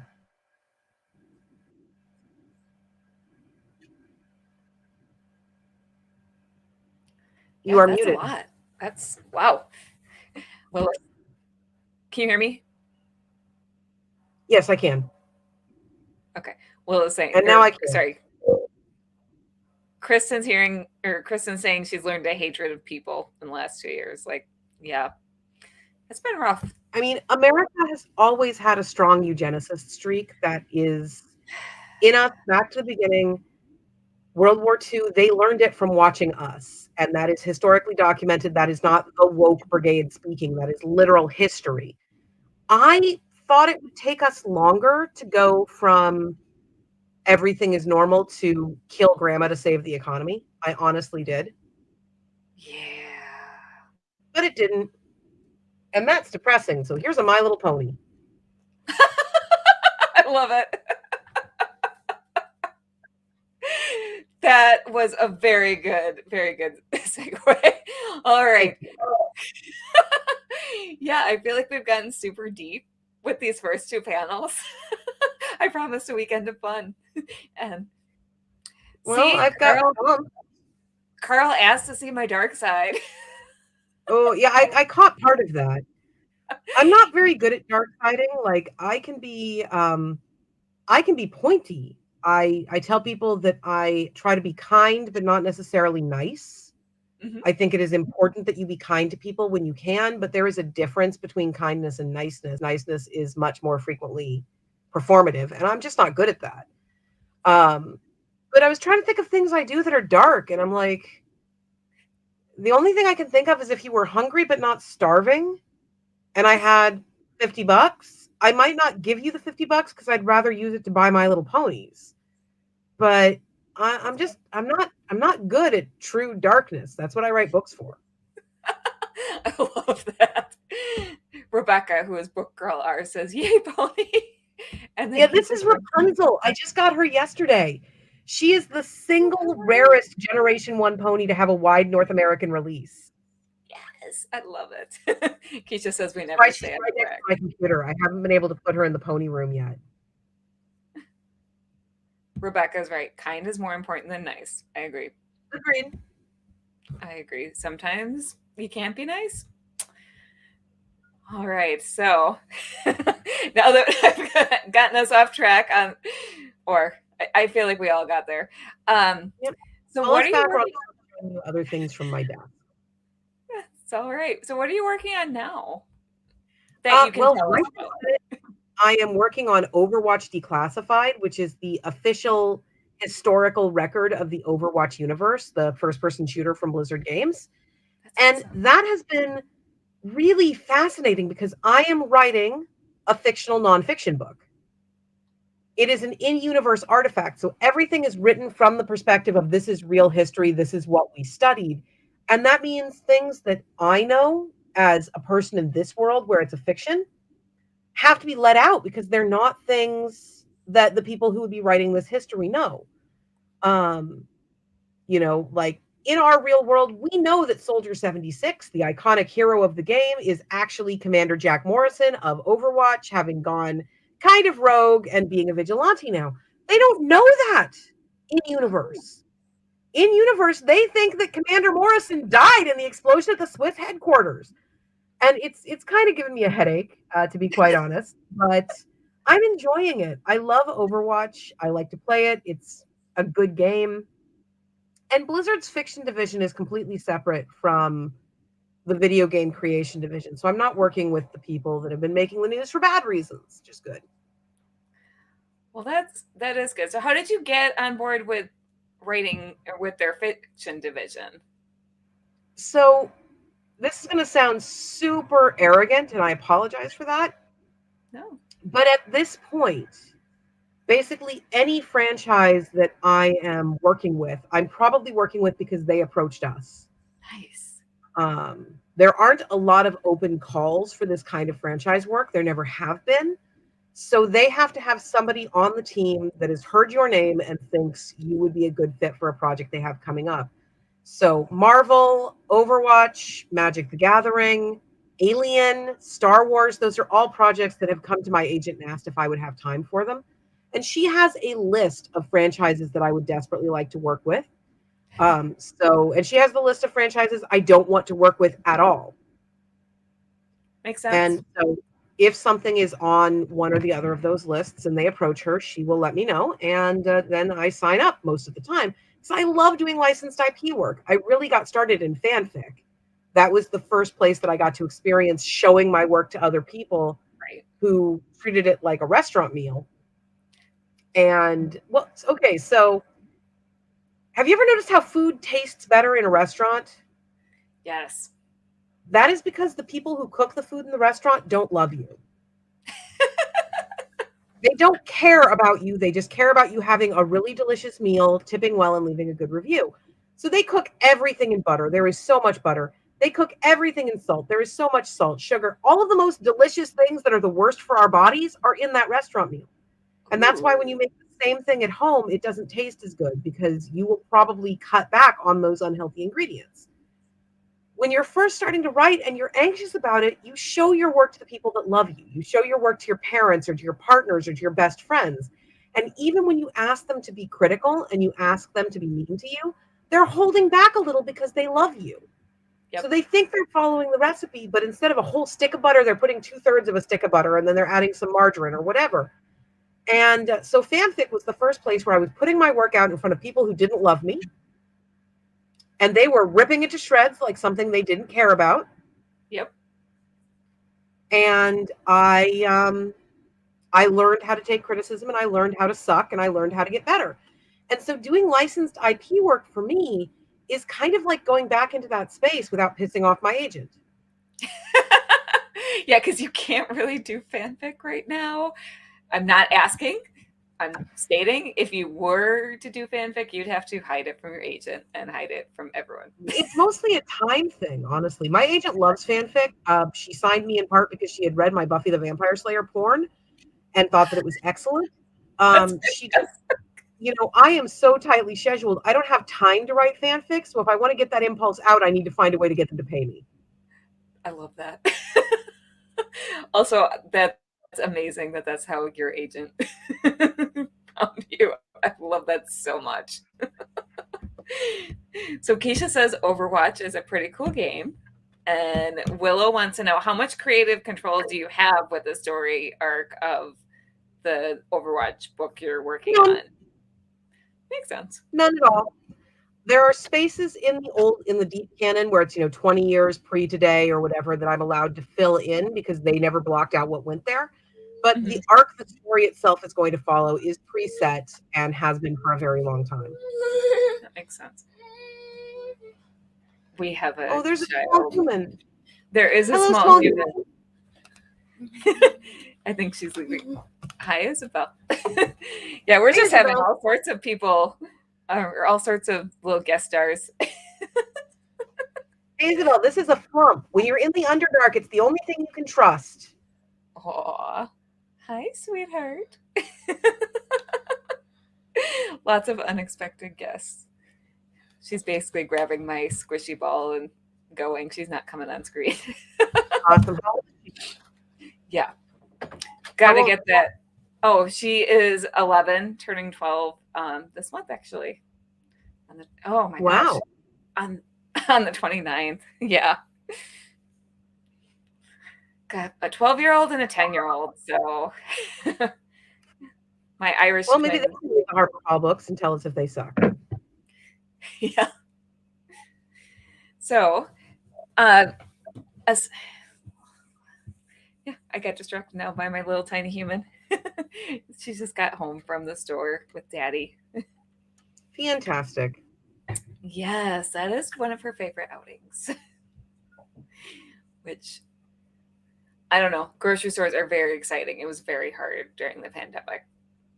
and it's been very hard. Luckily, we're all vaxxed, but she learned to ask to go to the grocery store by handing us a mask. Oh, Crilly, this is why you're my partner in crime. I have given up on guessing how old literally anyone is, because I don't know. I just turned 40. Oh, wow. Congratulations. Thank you. I had a 1940s themed birthday party, and Very nice. then I did a old Hollywood Wonder Woman mashup dress for it, because gotta get your nerd on.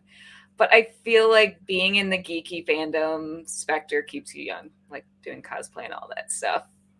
I actually think that is fairly accurate, given a lot of the fans I know. For my birthday, we didn't have a party. We had a D&D game. And my friend Amanda made me cheese zombies, which are these food that they used to serve at my elementary school that no one has ever heard of unless they grew up in Northern California. So that was great. So what are cheese zombies? So in the late 1970s, the dairy farmers of America developed a problem.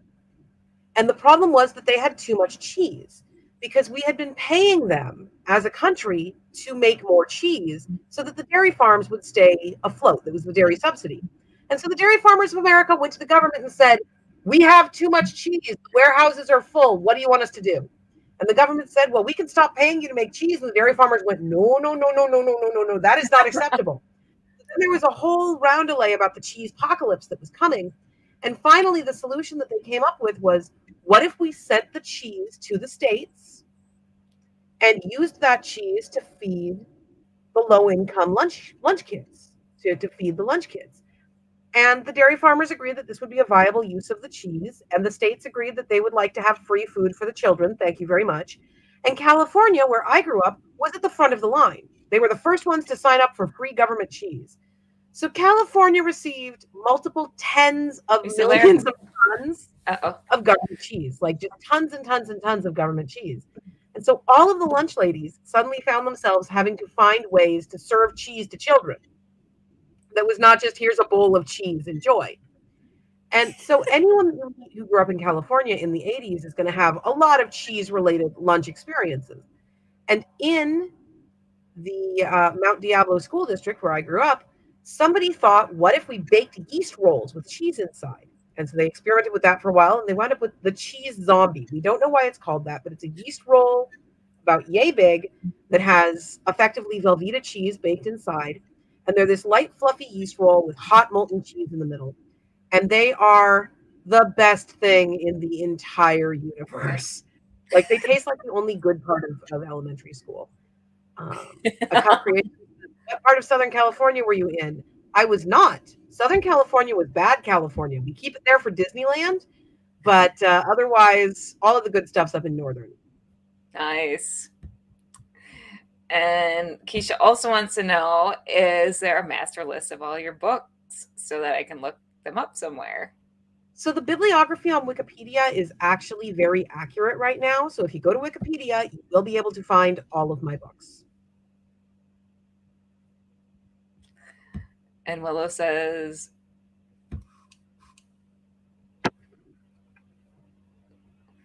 zombies and cheese. I could be your best friend right now. My cheese drawer is horrifying. In a good way? Like there's too much cheese, or is it there's so much cheese. Yes. My group, because we play D&D as adults now, which means it's not all Cheetos and pizza. And we rotate who's in charge of food. And a couple of games ago, it was my turn. And I was left unsupervised with a credit card in 3 separate grocery stores with cheese counters. So between that and the cheese I already had and the 2 cheese subscription services I have and discovering Beehive cheese in Utah, which is magnificent, and talking about it, and the incredibly kind reader who sent me 7.5 pounds of 12-year-old cheddar from the Fair Oaks Creamery in Indiana. Wow. I have a lot of cheese. I'm from Wisconsin, so I approve. Awesome. Keisha's going to be stalking your wiki page. Oh, I love that. Love that new people are discovering you, because I was very, very excited when you agreed. And Keisha also plays D&D, and cheese is the main food source when we play. Yes. Fantastic. Yeah, the cheese plate is basically the salvation of my D&D group at this point. So tell me about your D&D character, if I'm allowed to ask that. So I primarily play tieflings because they are happy My Little Pony people. My current primary D&D character is Kelpie. She is an aberrant mind sorcerer who until very recently thought she was an alligator, and is still somewhat traumatized by finding out that she is not, in fact, an alligator. Well, she was found in the swamp when she was like 2.5 years old, with this giant alligator that she was just riding on the back of. And the alligators in that specific region of the swamp were, for reasons we did not understand, still don't know, intelligent. They couldn't talk. They were just alligators, but so they didn't eat the baby. And Kelpie was the only tiefling in the swamp, and she really thought that she was just what happened when a wild magic surge hit an alligator egg. That's adorable. She's very sweet. She's electric orange because it was supposed to be a comedy campaign. It is not a very comedy campaign. The GM ran a trauma Congo on my poor character so hard that she wound up having to change subclasses. Like, we're basically putting this poor kid through therapy now. She has no idea where she came from. She is semi-feral. She kind of hates everybody, but she has a frog named Trash Can that she loves very, very much. And if you go by my Twitter, you'll see way too much art of Kelpie because I love paying artists to draw her. And this last December, I had one of those I have leveled up as a nerd moments, which is I was at a geek craft fair here in Seattle, and there was a homemade dice maker, which sounds like it should be like there's something wrong with that sense. An artisan dice maker, someone who makes their own dice. And I stopped to look at the dice because I love dice. Dice make me so happy. So I'm looking at the dice.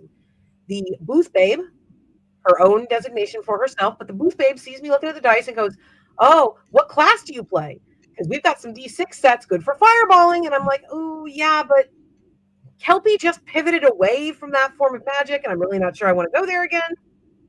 Do I want to buy dedicated dice that I won't use?" And the dice maker herself just kind of whips around and goes, "Kelpie?" I said, "Yeah." And she goes, Are you, oh. I'm like, "Did you just identify me by my D&D character?"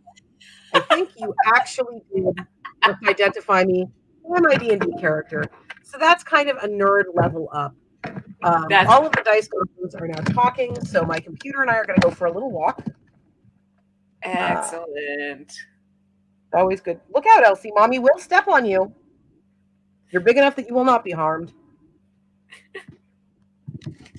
So the two main things I collect are Generation 1 My Little Ponies and dice. This is the My Little Pony room. Yes. And if I turn around, you can see behind me there are 2 Gaylord card catalogs. These are the kind of card catalogs that were in wide library use in the 70s and 80s. So they probably look very familiar. This is Will and Rowan. And Will and Rowan are used entirely for the storage of dice. They're so beautiful. So every drawer in both of these card catalogs is completely full of dice. I love it. It's so good. There's so many dice. Rebecca says I have a cheese tray for D&D too. So apparently cheese and D&D, yes. This makes my heart happy. Good. My D&D group, I'm virtual with them. So I guess I need to start making myself a cheese tray. You should make your own cheese tray. There's some really great cheese out there. I highly recommend Beehive Cheese in Utah. They have a website. They will ship to you. Or Fair Oaks Creamery in Indiana. They've got some of the best cheddar I've ever tasted. And my girlfriend's in Wisconsin. So when I say this is better than Wisconsin cheddar, I'm not being a jerk. I'm actually saying no. That's a high bar. So it is. It's a very high bar. I believe you. So if you could invite any 5 of your characters to dinner, which 5 would you invite and what would you serve? Obviously cheese. I would invite absolutely none of them because most of them would like to murder me. That would be their happy place, would be let us murder our creator. I am not very kind to my characters, and I just don't think that any of them would be well inclined towards meeting me. Now, if I could make them have dinner with each other and not have to be there, I would probably invite all of my current D&D characters because they would hate each other, and that would be hilarious for me to watch from a distance. Because you like to torture your characters. I feel like that's I do. It's their purpose. It's not very interesting to read a story where nothing happens to the characters. Exactly. And having read the October Day novels, yes, she probably would like to murder you. She would not like to murder me nearly as much as Tybalt would like to murder me, but there would be some murdering going on. I love Tybalt so much. And that's all I'm going to say. No spoilers for the people who are going to discover the Toby Day novels after this. Yay. Rebecca sees a cloud cat. Oh, hi, Cloud Kitty. Yeah, they're both behind me. Trying to orient so you can see them both. But here is Verity. She's our cloud. You want to have a head, Verity? Yes. Verity does not want to have a head. And then that's Tinkerbell up top. She's the parfait. They are both ragdolls. They are sisters, despite the size difference. Verity just decided to stay very small. She's kind of our normal, from Garfield, the one who just stopped growing as a kitten. We think there's a chance she's abusing coffee and cigarettes to stay tiny. We don't know. Ooh, Willow, you're calling me out. Blind taste test. Okay, I am down for a cheese blind taste test. Yes, please. So what province are you in? Willow, what province are you in?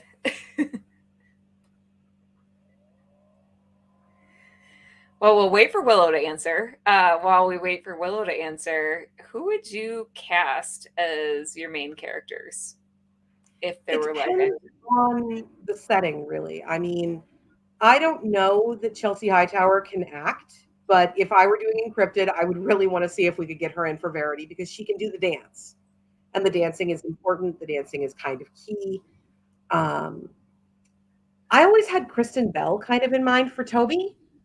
And since she doesn't seem to age, I think she still works for that part, even though she just stopped. She just staying there forever. She's got an aging portrait in her attic. She does. She really, really does. The Lushak, who is also a primary character over in the Toby books, I would like Barrett Wilbert-Weed. She's a Broadway actress. She played Janice in Mean Girls the Musical and also Veronica in Heathers the Musical. And I just think she would do a magnificent job. And then to pivot a little bit, Natalie Morales, who was in The Middleman, would be a fantastic Velveteen. Nice. And Willow says Manitoba. She's in Winnipeg. Hey, Manitoba. And Kristen Marie has clearly heard of Barrett. She's fabulous. Kristen lives in Jersey, so she gets to actually go see things on Broadway as opposed to us or me in the Midwest where I have to wait for them to come to Chicago or Milwaukee. I'm pretty sure I stayed sane in 2020, mostly because immediately prior to the start of lockdowns, I had decided to go and do my birthday in New York. So I had so much travel planned for 2020 that it seemed very irresponsible to do a lightning birthday trip. But The Lightning Thief, which is the Rick Riordan musical, their last performance was on my birthday. It was on January 5th. And I had been there for opening night and had attended the actual opening night celebration party. And so it seemed very symmetrical. So I flew to New York with basically no notice at all, saw The Lightning Thief and Beetlejuice, had dinner with my publisher and flew home. And so it was the last good birthday. I'm so jealous that you got to see that because I've listened to the soundtrack and it's so good. Oh, I love The Lightning Thief. They literally changed the rules for the Tony Awards to block The Lightning Thief out in 2021. Like, they literally rewrote how the Tonys work because they didn't want that children's musical to show up on their stage. And I lost so much respect for the Tony Awards in just one moment that I don't think it'll ever recover. That's so ridiculous. Also, I love Rick Riordan and the Percy Jackson series so much.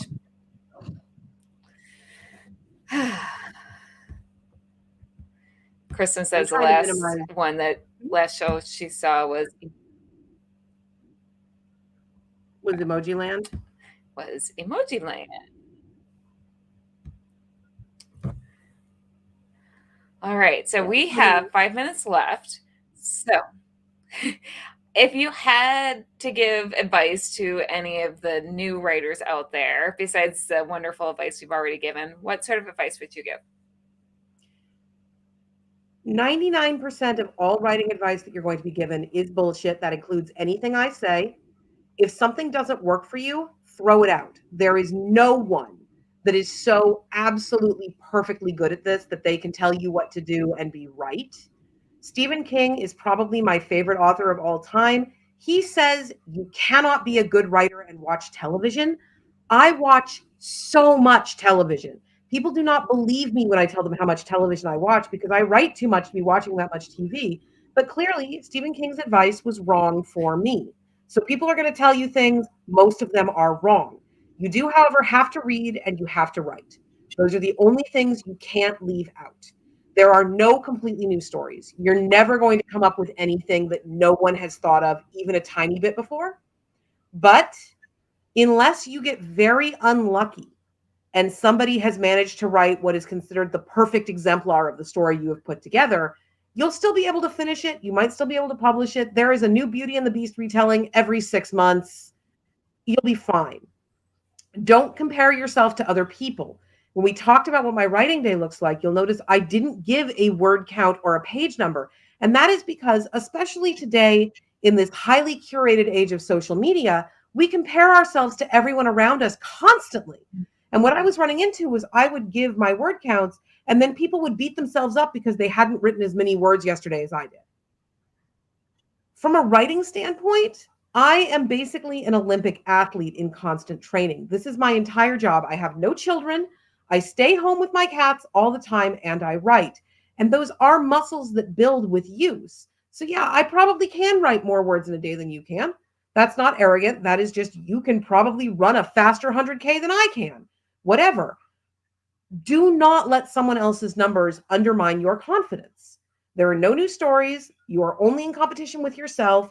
Even if you only write 100 words a week, you will finish a novel before you're dead, if that's what you want. You don't have to want that. It's okay if your happy place is writing Marvel Cinematic Universe fix-it fic. That is the thing that makes you joyous. You don't want to publish. You don't want to go into anything bigger than that. That is okay. You are still an author. You are still awesome. And then the most practical advice I actually got from Todd McCaffrey, who came up earlier, who told me that Elsie. Yes, you are a flying kitty cat. He told me that he really wished someone had said to him when he was getting started, do not quit your day job until you are reasonably sure that you can pay your bills off your royalties. Not your advances, not the money they give you to write the book, the money that you receive for having already written the book. I shop at Target. I buy discount meat at the grocery store. I do not live an extravagant life. My biggest extravagance is My Little Ponies. And that is a narrowing list because soon I will have all the My Little Ponies. And then I'm going to have to figure out what the hell to do with my life. But, it's okay. You don't need to have a lot of money if you know that you will be able to keep on top of things with just the money that's coming in from your royalties. And also remember, no one's career is like anyone else. There are going to be factors in your life that impact how well things go. I am a female, primarily urban fantasy author. I write books about girls in short skirts. I keep getting confused as to which hand is which on this thing. But I write books about girls in short skirts kicking the crap out of monsters. On average, we have talked very vaguely about a male urban fantasy author without identifying them. On average, his books are reviewed at a full star rank higher than mine, even if they are written exactly equally. If you are a girl, if you are a non-binary author, if you are a queer author who is open about it or writing queer themes, if you are an author whose name reads as unusual to American audiences, you are likely to have more trouble gaining traction. And that's not on you. that's on them for being misogynistic fuckholes. Whatever. They can cope. I have to be content with who I am because I can't be anybody else, and I'm pretty good at it. So I think we probably have the next person waiting for us at this point because we did just hit 3 p.m. Yep. Yes, thank you so much. Thank you for having me. This has been wonderful. So I hope you have a great rest of your weekend, and thank you again. And I'm just going to bid you a good night. Unless, Yay. Are you showing us anything else? Nope, I am going back to my desk just so I can sit down as you kick me out. Okay. Well, have a great night. Thank you again. This has been very fun. And Keisha says thank it you for was having lovely me. having you. And Kristen says, Yay. so you are wonderful. Thank you. All right. So we do have our next guest. And before I bring him on, I just want to quick play our donation video because we are raising funds. The Multiverse Fundraiser is a benefit for Oscar-winning actress Valerie Perrin. Not only was she the original Miss Tessmacher in the Superman films, but she has had a stellar career that has spanned 30 years over stage, television, and film. We've teamed up with documentary director Stacy Souther to raise money for Valerie's medical expenses and other needs.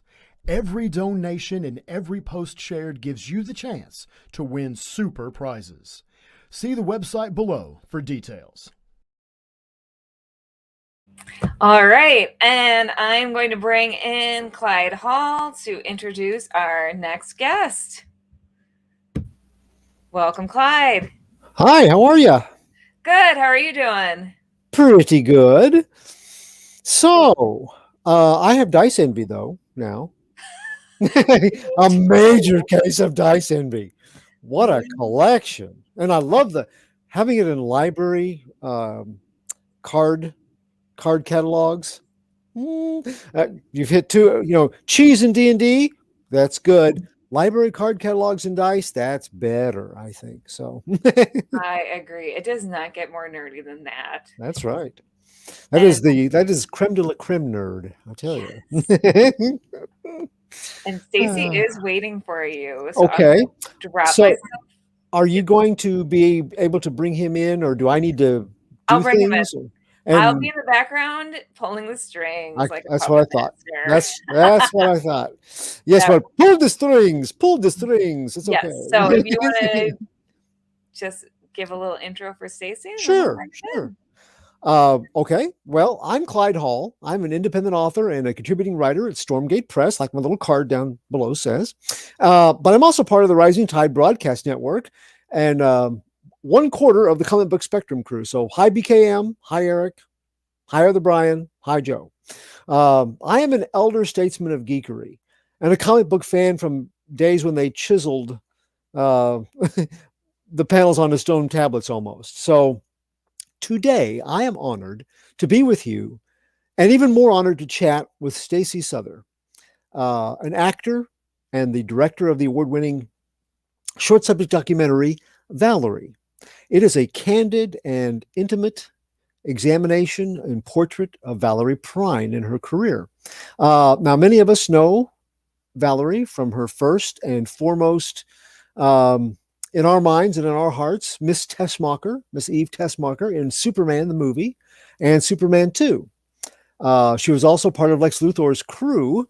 She was a lovely love interest and a great verbal sparring partner for the greatest criminal mind of our times.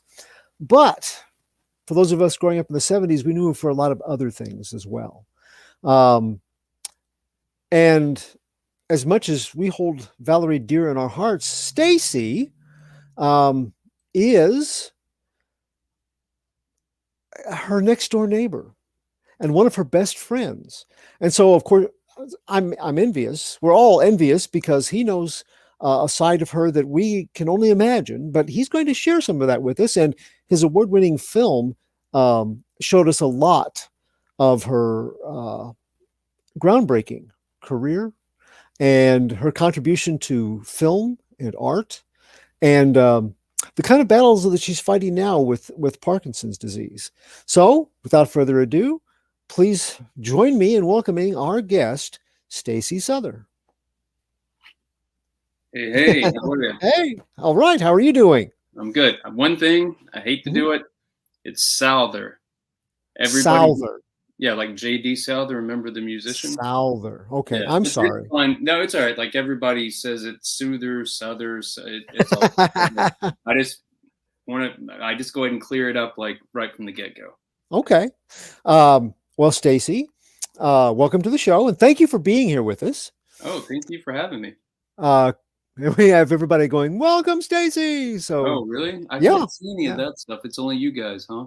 I will have to interpret for you. But yeah, there's Wait, several.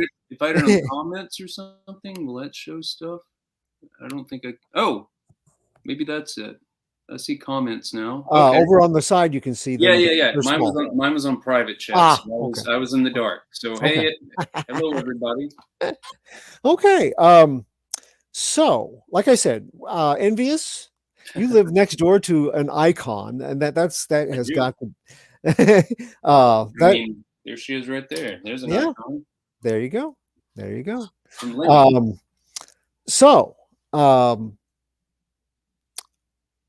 Pets bring people together, and I noticed in watching Valerie that there's a little dog in the background on some shots. Yeah. And that plays a big part in how you and Valerie got together, doesn't it? Not that dog, but dogs. Right. Okay. Okay. So the story is, picture it, Spring 2006. So I used to have a Jack Russell, and I would take him on walks, and I used to see, literally, there a couple of apartment buildings down, I used to see this woman, big floppy hat, big sunglasses, and she would pull out this big red and white Suburban. And so I kind of came up with this whole backstory for her. I thought, I looked at her, I was like, you could tell, I mean, she would have been in her early 60s then, but I thought, oh, wow, but, you can tell she's a really beautiful woman, blah, blah, blah. And I thought her husband must have passed away, and that must have been like his car, this big Suburban. And that's, like her way to like keep his spirit alive and love and all that. Boy, was I wrong. So what happened was, I was walking my dog. I bumped into her. I had no idea who she was. You couldn't really tell. And my dog it's his neighborhood. It was his neighborhood. So he was all growly. And I said, just let him say hi to your dog, and then it'll be cool. He won't growl anymore. Quick hello, went the other way. That was it. Everything was good. And then what happened was I bumped into her, I don't know, let's say 2 weeks later. And I didn't have my dog with me. I'd been on a run. So we start chatting, and I'm like, she's like, what are you doing? I'm like, oh, I'm an actor, blah, blah, blah. And I'm like, what do you do? She's like, I'm an actress. I was like, oh, that's cool. And, as we keep talking, she's like, I take my dog to the secret place on walks that nobody knows about. It's beautiful. Would you want to come bring your dog? Would you want to come with me sometime? And I thought, okay, sure. That sounds kind of fun. And at this time, she was giving me her Hotmail address. That shows how long ago it was. She had a Hotmail address. And at the end of the conversation, I was like, I'm really bad with names. You're going to have to tell me your thing again. And she goes, do you know what IMDb is? I was like, sure, of course. I'm an actor. She said, did you ever see the movie Lenny? And I was like, well, I've heard of it. I mean, I've never seen it. I kind of know what it is. And she literally does this. Did you ever see Superman? I was like, yeah, of course. She goes, I was Miss Tessmacher. And I was like, oh, okay. I know who you are.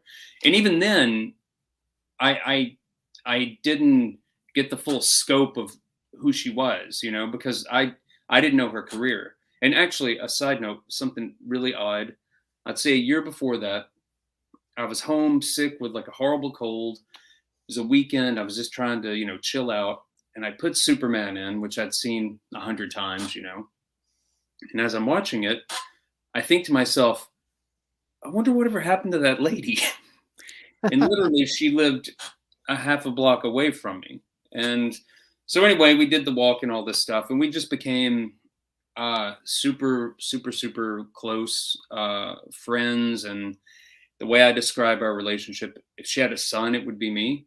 That's the easiest way to say it, because I mean we're just so close, but also with the whole, we can get into that later, but the Parkinson's stuff, like I just make sure that she's taken care of, and I've been there through, if you've seen the documentary, you know, through all these surgeries and just all of that, all that stuff. So yeah, I'm the closest person to her. Okay. I don't mean to make anyone jealous out there, but just the way the chips fell, I guess. I love that story, and the idea that pets play a part, and you know, a lot of fan folks are also pet people, and there's a healing factor about pets. And does she still have a dog? She doesn't any. Well, here's another Valerie story, because if you, I mean, anybody that's like a super fan of her, got it, super fan. yes. I'm being silly now. But back in the 70s, in her huge movie star days, she had 4 Great Danes and a Mastiff all at the same time. Wow. And you know, if you look at, you know, you can look her up and put dogs in, and you'll see they were champion Great Danes. I mean, some of them were in competitions, and that's why she had that Suburban. She bought that Suburban so she could literally haul these dogs around. Crazy side story. She bought Joan Collins' brass bed. They rented each other in England. They were gonna, Joan, I don't know, somehow it came up, and Valerie bought her this huge, like, California king size bed. Valerie got it to her home, you know, when she was back here. This is the 70s, you know, the height of her movie star days. So she had someone come in, and they built a steel frame. I mean, like a frame around the hole underneath of the bed, so all of those dogs could get on the bed. I mean, like I said, that Mastiff was 250 pounds. So she's always had a love affair for animals and dogs and everything. And the Chorky, which looks like a little Yorkie, Valerie got that for me. She was at Neiman Marcus. She went up to the perfume counter. The girl turns around, literally, this tiny little dog. And Valerie says, what's the deal? And there was a makeup artist there that was selling some dogs. They were dogs of his. It was a litter of puppies that his dog had. And so he knew they would go to good homes because it was Beverly Hills and all that. So Valerie's heart went out to her. And then she calls me. And she goes, I've got your Christmas present in my hand. Guess what it is? I'm like, I don't know, a new iPhone? She's like, no, it's a puppy. And I'm like, Valerie, I don't know. I'm not really home. And my dog was at the end of the road. He was like 15. And that she thought it would help me when he did pass away. You know, I'd have all this puppy love, and it would help me out because I really love my other dog, blah, blah, blah. But anyway, she said that, and I was like, I don't know, I'm not home. She's like, oh, you'll be like, just like, what's his name? That actor with the dogs. I'm like, Mickey Rourke? And she's like, yeah, you'll be like him. And I'm like, okay, I guess that's a compliment. Mickey's cool. I don't know. But then the last part of it is she's like, I've already named her. We're going to call her Marcus. Right. But yeah, she's in the movie. I mean, there's been times where Valerie was in the hospital for things. I would take her with me to visit, and so that, you know, the little dog would hang out in the bed. She's the sweetest little puppy ever. And if anybody looks me up on Instagram, you'll see a lot of pictures of that dog. She's the best. Okay, well, you mentioned the sigh. Have you ever seen Superman? Does it bother her that one of the characters people think of her the most? I mean, she was in major films. Oh yeah, leading lady roles, and she's probably going to be remembered by a lot of fans for this Tessmacher character, which is a supporting character. Does that bother her very much? No, I don't think so. I mean, it's funny. I remember hearing this story several times, not really a story, but the comment, even when I first met her, she said, you know, she's nominated for an Oscar. She's won Cannes. She's won all these things for Lenny. She literally won basically everything you could win and she should have won the Oscar, but that's a whole nother story. That you could win for that role, right? And I can't remember who it was, some other celebrity friend of hers. I can't remember who it was now, but she goes, her friend said, you're not going to be remembered for Honey or Lenny. That she's like, on your tombstone, it's going to say Miss Tessmacher, you know? And she's, you know, it doesn't bother her. She's cool with it, you know? I mean, I think, you know, she appreciates how, you know, that the fans, that character means so much to them, and that movie as well. I mean, the movie, again, people may not, unless you're just a fan of hers or a cinephile, those are the people that know Lenny or, you know, or Bob Fosse. I mean, that's an amazing movie. If you haven't seen it, see it, people. It's really great. She's amazing in it. But, you know, Superman, I mean, come on, Superman just has a special place in people's hearts. And it also means so much to people. And they have, what's the word I'm looking for? That they have that feeling, you know, where they, you know, because like, I know you guys are talking about, oh, the geek, and I'm the geeky this, and, you know, the king of the geeks or whatever, like all those things. That's what Superman has, you know. He has that thing where he's the outsider. He's, you know, he's from another planet. He doesn't fit in, and people, that resonates with people, you know. So I think, you know, that's part of why, you know, Superman is such a strong presence, and he, you know, that character will always be, you know. Okay. Of her work besides Superman, what is your personal favorite? You're an actor. You have a background in acting. So what do you really like? Geez. I've watched most of them with her. I mean, I watched them on my own, but like we'll do movie nights sometimes. Like we did watch The Last American Hero, I think on New Year's Eve, actually.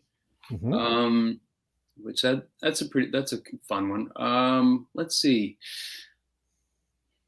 Jeez. I mean, I would have to go probably with Lenny, just because it's such a well done film. I mean, Slaughterhouse-5 is good. It's such a great adaptation from a book to the screen. I mean, that doesn't always work out. Right. But those are kind of I guess my favorites. I mean, we also watched Can't Stop the Music a while back, just because you have to. And, you know, go in, if you haven't seen it, go in and just enjoy it, and go in like open, because it's like a time capsule. It takes you back to this New York of 1980, but not the real New York, the movie New York, but it still just gives you this, like, it's fun, and it's, you know, gay, and, you know, you got the Village People, Bruce Jenner, you know, all these great people in it, you know. So it's a fun thing to like check out. I mean, every New Year's Eve they play it in Australia. Like that's part of you know, every year there's always people like, hey, once you Can't Stop the Music on, you know, it's New Year's Eve, you know, it's a tradition. So, and some of our viewers, Kristen is like, I love Can't Stop the Music. I gotta look at this while I'm talking. Can't Stop the Music. Sweet. Electric Horseman. She was only in like 2 scenes, but you know, she kind of blew it away with, you know, with Robert Redford. Come on, Jane Fonda. Yeah. One of the people I mentioned I was going to do this, and something I didn't know was the appearance on PBS in Steam Bath. Oh yeah. I've seen that on Showtime with Robert Picardo. They did a little series on it, and I love the concept. And I had never heard about a PBS. Groundbreaking. Well, the PBS thing is, I believe it was 1973, and there was a production of Steam Bath by Bruce J. Friedman. Yep. Yeah. And it had Bill Bixby in it, who I love. Come on, who doesn't love Bill Bixby? He was in so many great things. And so it's this. I'll give you a quick thing. It's basically like all these people are all of a sudden in the steam bath kind of thing, and they don't really know how they got there. But what it is, it's kind of like this. It's kind of where you go before you go to heaven, in a way. So kind of a purgatory. It's like kind of like, like it's in between, like they're not, you know, and these people are like, oh, I just remember I was having a beer and then I don't remember what happened. But anyway, what makes it so amazing is Valerie is the first topless woman on American television, because she's in the shower and she turns just enough where you see her breast. So she has that distinction. Like that's kind of cool. Right.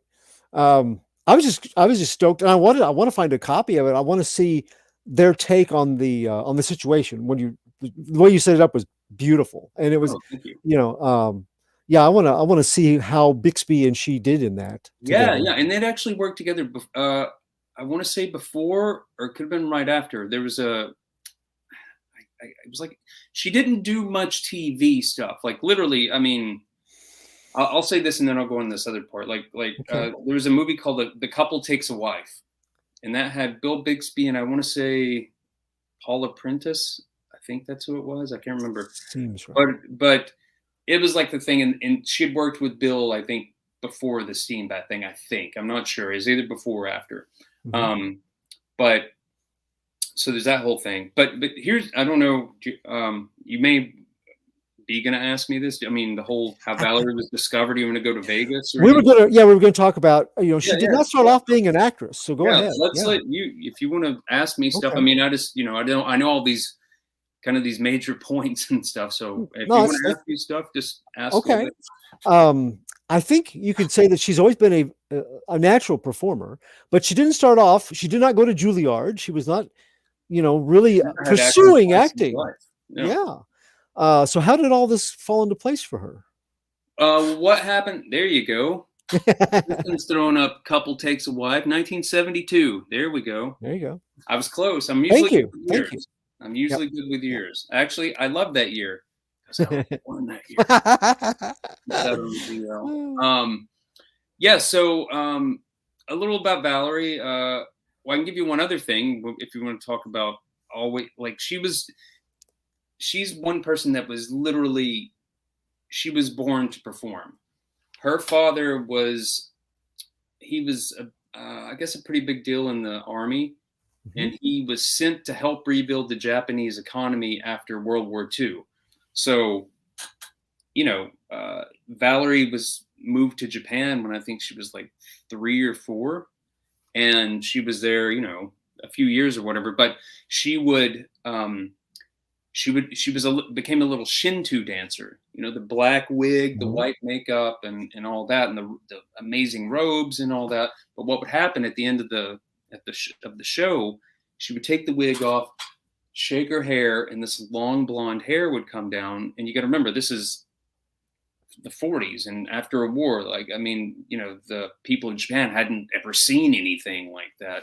And the emperor came 400 miles to see her dance, and then they paraded her around the streets of Japan. And so I guess that was kind of her start of Valerie Perrin, the performer. Right. And then, like what you were saying, then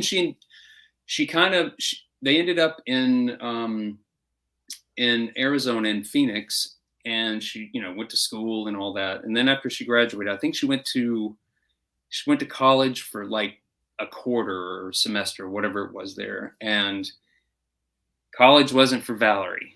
It was either, it was like, what are you going to, you got to remember, this is the 60s. So what kind of jobs are you going to really be able to get? It's either you get married or you're a secretary or maybe a nurse or something. And she didn't want to do that. So she ran away to Vegas, and she literally knocked on backstage doors till somebody, thought how beautiful she was. And then they put her, she got a job at the Desert Inn as a showgirl. So she became a showgirl, and she did that for years. And then she ended up at the Stardust, and she was in the Lido, which is, a huge review. And I think she was like the lead in the Lido. And actually I should have been more prepared. There is like not a flyer, but like whatever you would get when you walk into the show, like a pamphlet, not a pamphlet, but you know what I'm saying, like just telling about the show. And she's on the front of it. Hold on, I'll pull it up on my phone. But it's literally a drawing of her. It's like a promotional one sheet kind of thing. Yeah. It's just like a pamphlet, like a booklet thing, And I mean, I've got one here. It's just in another room. Okay. Give me a minute to find it. Hold on, I'll find it. Okay. Valerie Perrin. And we have people going, we love these inside stories. Oh yeah. Well, me. If anybody knows Keisha. anything about Valerie, I've got them all. I literally know everything you can pretty much know about her. Willow Schuyler says a playbill. Thank you, Willow. A playbill, yes. There you go. I mean, I get in these things and I can keep talking forever. I'm like, what's that thing? What's the word? It's on the tip of my tongue. Here we go. Let me see. See if I can kind of show you guys. Sorry, there's a little reflection. Yeah. Oh, sorry, I'm going the wrong way. There you go. Yeah. Sorry, I'm a little crooked. There we go. I have seen that and do some of the research. I have seen a copy of that too. So yeah. I mean, nice. The crazy thing is like, because I mean, you couldn't ask for a better person to do a documentary on. Valerie has kept so much stuff. Everything's like in folders and it's in alphabetical order. There's literally, several folders that are Vegas. We probably have like 5 or 10 of those playbills. But like the stuff that she had, like her original ID, which she faked, where she could work in Vegas. I think you had to be 21, and so it says she was born like 3 years before. It's literally like a little identification card. She had so much cool stuff. But yeah, so she was in Vegas and a big deal. And well, I mean, I guess I can say this. It's part of the documentary. I won't get into the big reveals, but right. She in 1 year she had 3. I only say 2 in the documentary because this made it easier. But she had 3 boyfriends that died in the same year. Yeah. One flew his plane into a mountain or something. One, we won't say the big one, the big reveal there, because I don't want to give that up. But there was a pretty famous thing, and then she was actually engaged to get married to this guy, kind of like I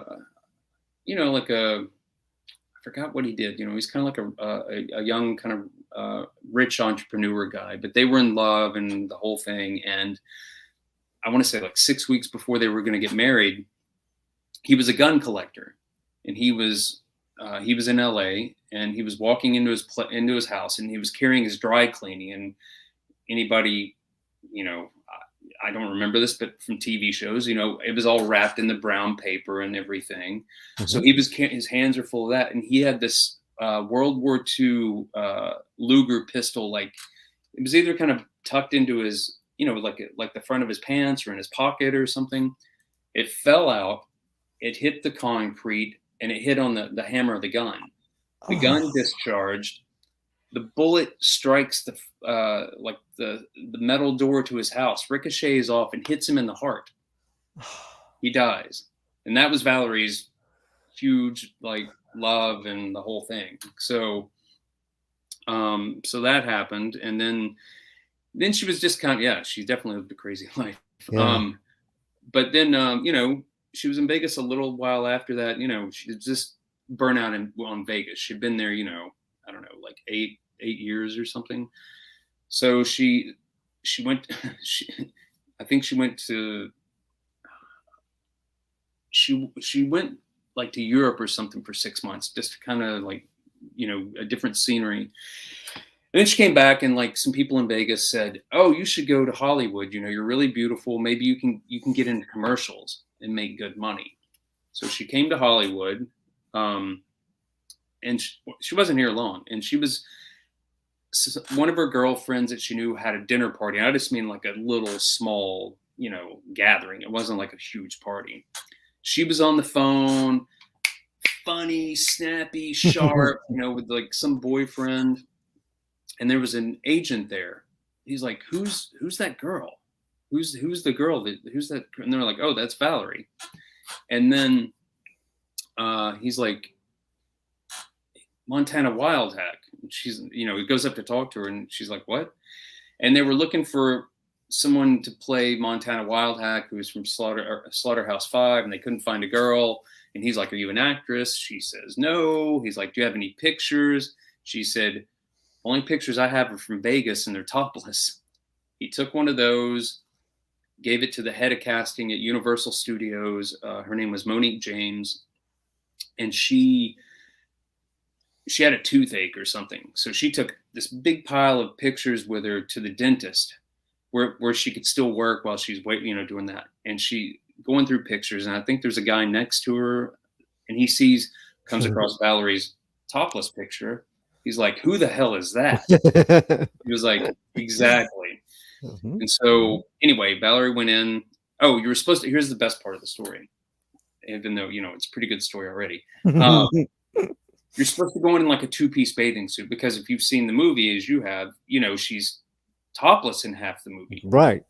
So Valerie didn't have a 2-piece bathing suit because she had been, in Europe and the beaches were topless. She had some Vegas gear, so she had something, and the breasts were cut out of it. So she went in that, and all the girls are either, putting their chests out, or they're, they're shy, and Valerie, but she's showing it all. And that's what basically got her the role. Because there was whoever was doing the casting session, I don't know if it was a producer or who it was, but they wanted their girlfriend to get the role. So they were giving all the other girls really bad direction. And Valerie's audition was horrible. Like literally, Monique James said later on, she's like, we burned your tape. It was the worst thing we've ever seen. But, George Roy Hill was like, that's the girl. And then, she was on set. Here's a good story. The first day on set, there's a bell that rings. It starts the day. That bell rings. Valerie was like, what the fuck is that? She'd never been on a set and any of that. And then literally, after she was there a few days, Universal offered her a 7-year contract, and we have all of like the press releases about her, and this is the beginning. And they told her, like, you can't go to an acting class. Whatever you have, that's something special. Like if somebody's telling you what to do, it's going to mess up your natural ability. Like they forbid her to have any kind of like thing. Because if a director told her what to do, she could do exactly what they needed. If you needed her to cry, you needed this, you said it, she could just do it. So. Yeah, that is a rare natural gift, and she definitely, and it's a parallel to you, because we're going to talk about this in a little while. You did not start off to be a filmaker, and you have a gift. You have a profound gift for it. Oh, well, thank you. Yeah. I could see this mother-son relationship you're talking about. She has natural abilities, and so do you. But we'll get to that. We will get to that. But let's talk a little bit about Miss Tessmacher. Sure. Since a lot of our viewers know her. Oh, Kristen also says losing that one person can change everything, and that's absolutely true. She never got over it. I mean, she said it, several times. That's she never married, and she dated, some of the most famous people in the world. She just never got married. Right. But the role of Miss Tessmacher, again, it's a supporting role, but she's on screen with some major talents, and the repertoire between the Gene Hackman Luthor character and her is one of my favorite parts of the movie.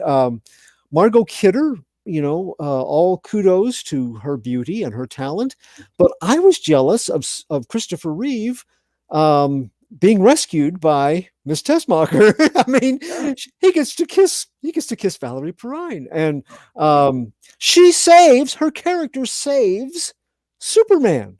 She's the first. She was the first person to kiss him. On screen. I mean, come on, like you just said, she saved him. Yeah. I mean, come on, what is it? The bad girl with the heart of gold. I mean, the whole, you see her and you're like, she's not really bad. I think she's just she's attracted to the bad boy or something, but she really wants to be with the good guy or whatever. It's a beta test almost for the Harley Quinn Joker. I think you have. I think I had seen where you said that. I'm like, that's perfect. Yeah, it's an early version of that to a certain degree. But if it wasn't for her, indirectly, we would have to put up with Costa del Lex, and and you know, Yeah. even Otisburg? Otisburg, yeah. So she's saved Hackensack, New Jersey, absolutely. So these are some of the more endearing parts of this character, and I think part of the reason, you know, she is such a wonderful package of comedic timing, heartfelt emotion, and you know, she's a beautiful woman. And in this movie, they showcase all those things for her. It's a rare opportunity to see all of her strengths on display this way. Yeah. And don't forget, as Kristen said, Tessmacher Peaks. That was Yeah. Yes. Miss Tessmacher's got a place named after her. It's a little place, Mr. Luthor. Yeah.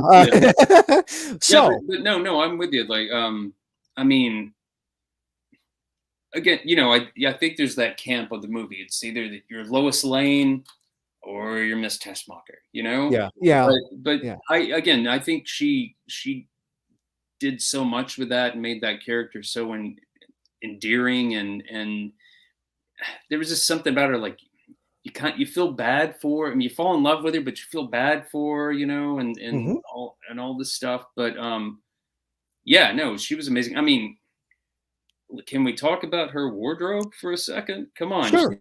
She's got the best, you know, here Lois Lane is, you know, she's the reporter. She's in kind of like, we won't say drab, but just like regular, like 1970s, like working girl clothes. Mm-hmm.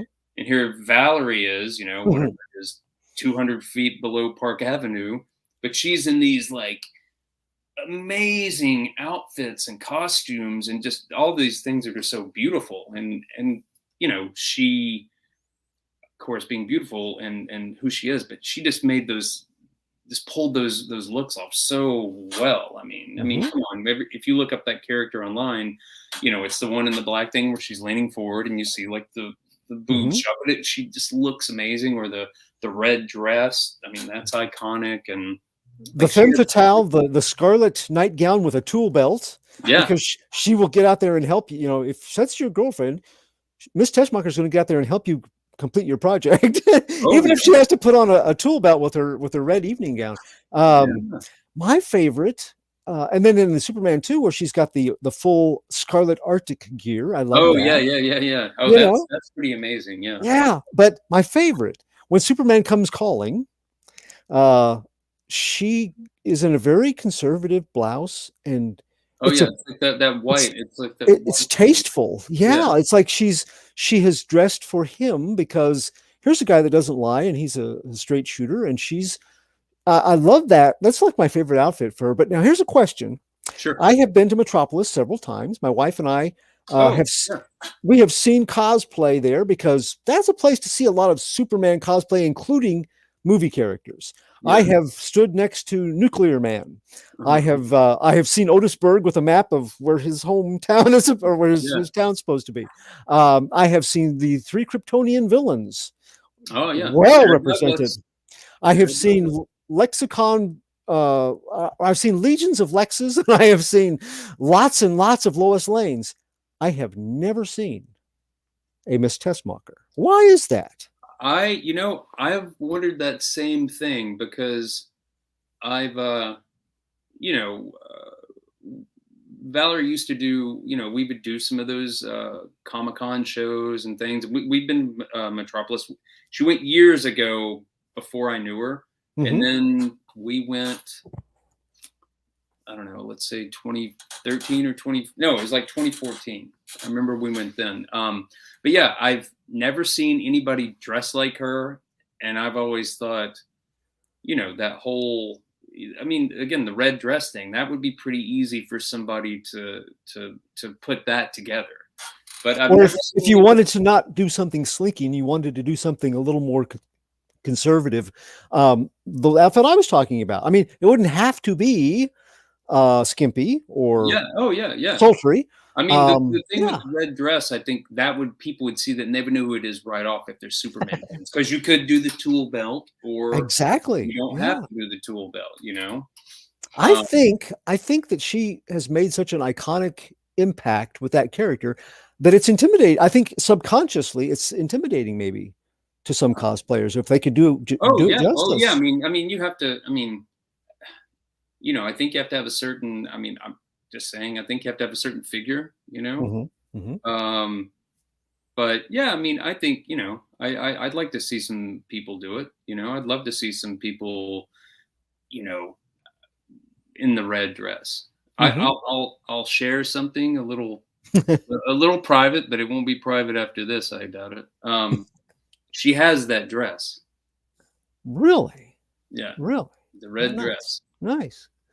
Yeah, let's see. I want to see you people. I want to see some of you guys do some. I cosplay as Otis. Send me. I'm on Instagram, so you can look me up, and I want to see. I want to see pictures of you guys doing. Yeah. You can follow Valerie. Like, anyway, we can do that at the end. But sure. Yeah. And I love the brief scene with Larry Hagman. Yeah. Her and Larry were really good friends. They were really, really close friends. Again, another loss. He was an amazing person. Right. Now you have the unique, I believe that you had the unique experience of being hunted down by another Miss Tessmacher, and you were there when two Miss Tessmachers met, weren't you? Yeah, I made that happen. Yeah, so when was that? I think it was like maybe 2017. I'd started shooting the documentary the very beginning of 2014 because this doesn't really give anything up, but Valerie's having a brain surgery because of her Parkinson's was starting. She was shaky. So anyway, I started way back then, and then I did what was it? I did some different crowdfunding things to bring in money to to help make the movie. And I think Kickstarter just ended or whatever, and it was a couple of weeks later, and all of a sudden I don't know if it was through Kickstarter or maybe it was through social media. No, actually, she hit me up like in 3 different places. I get this message from this girl, and I'm like, who's this? And it literally reads off, "Hey, I just saw your crowdfunding thing. This is gonna sound a little crazy.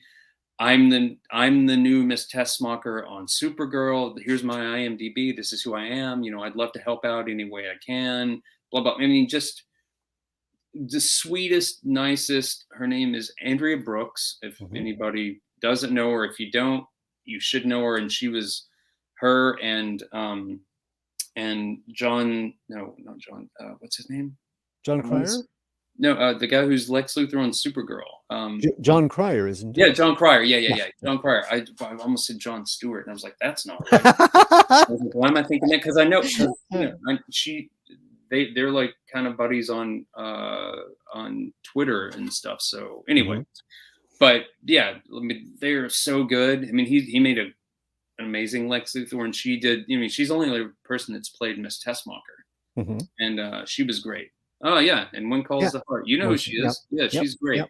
Anyway, so she's amazing, super sweet, an amazing actress, and just a good person. And like she offered to do anything she could do to help out. And so she was in LA for something because she's Canadian, because that's where they shoot those shows.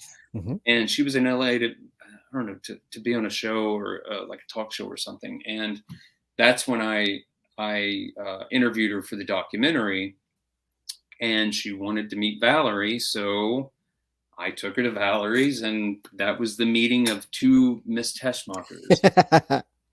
Does she like what she did with the character on the TV show? Oh yeah, she loves Andrea. I mean, she thought she thought she was the perfect person to pass the torch to.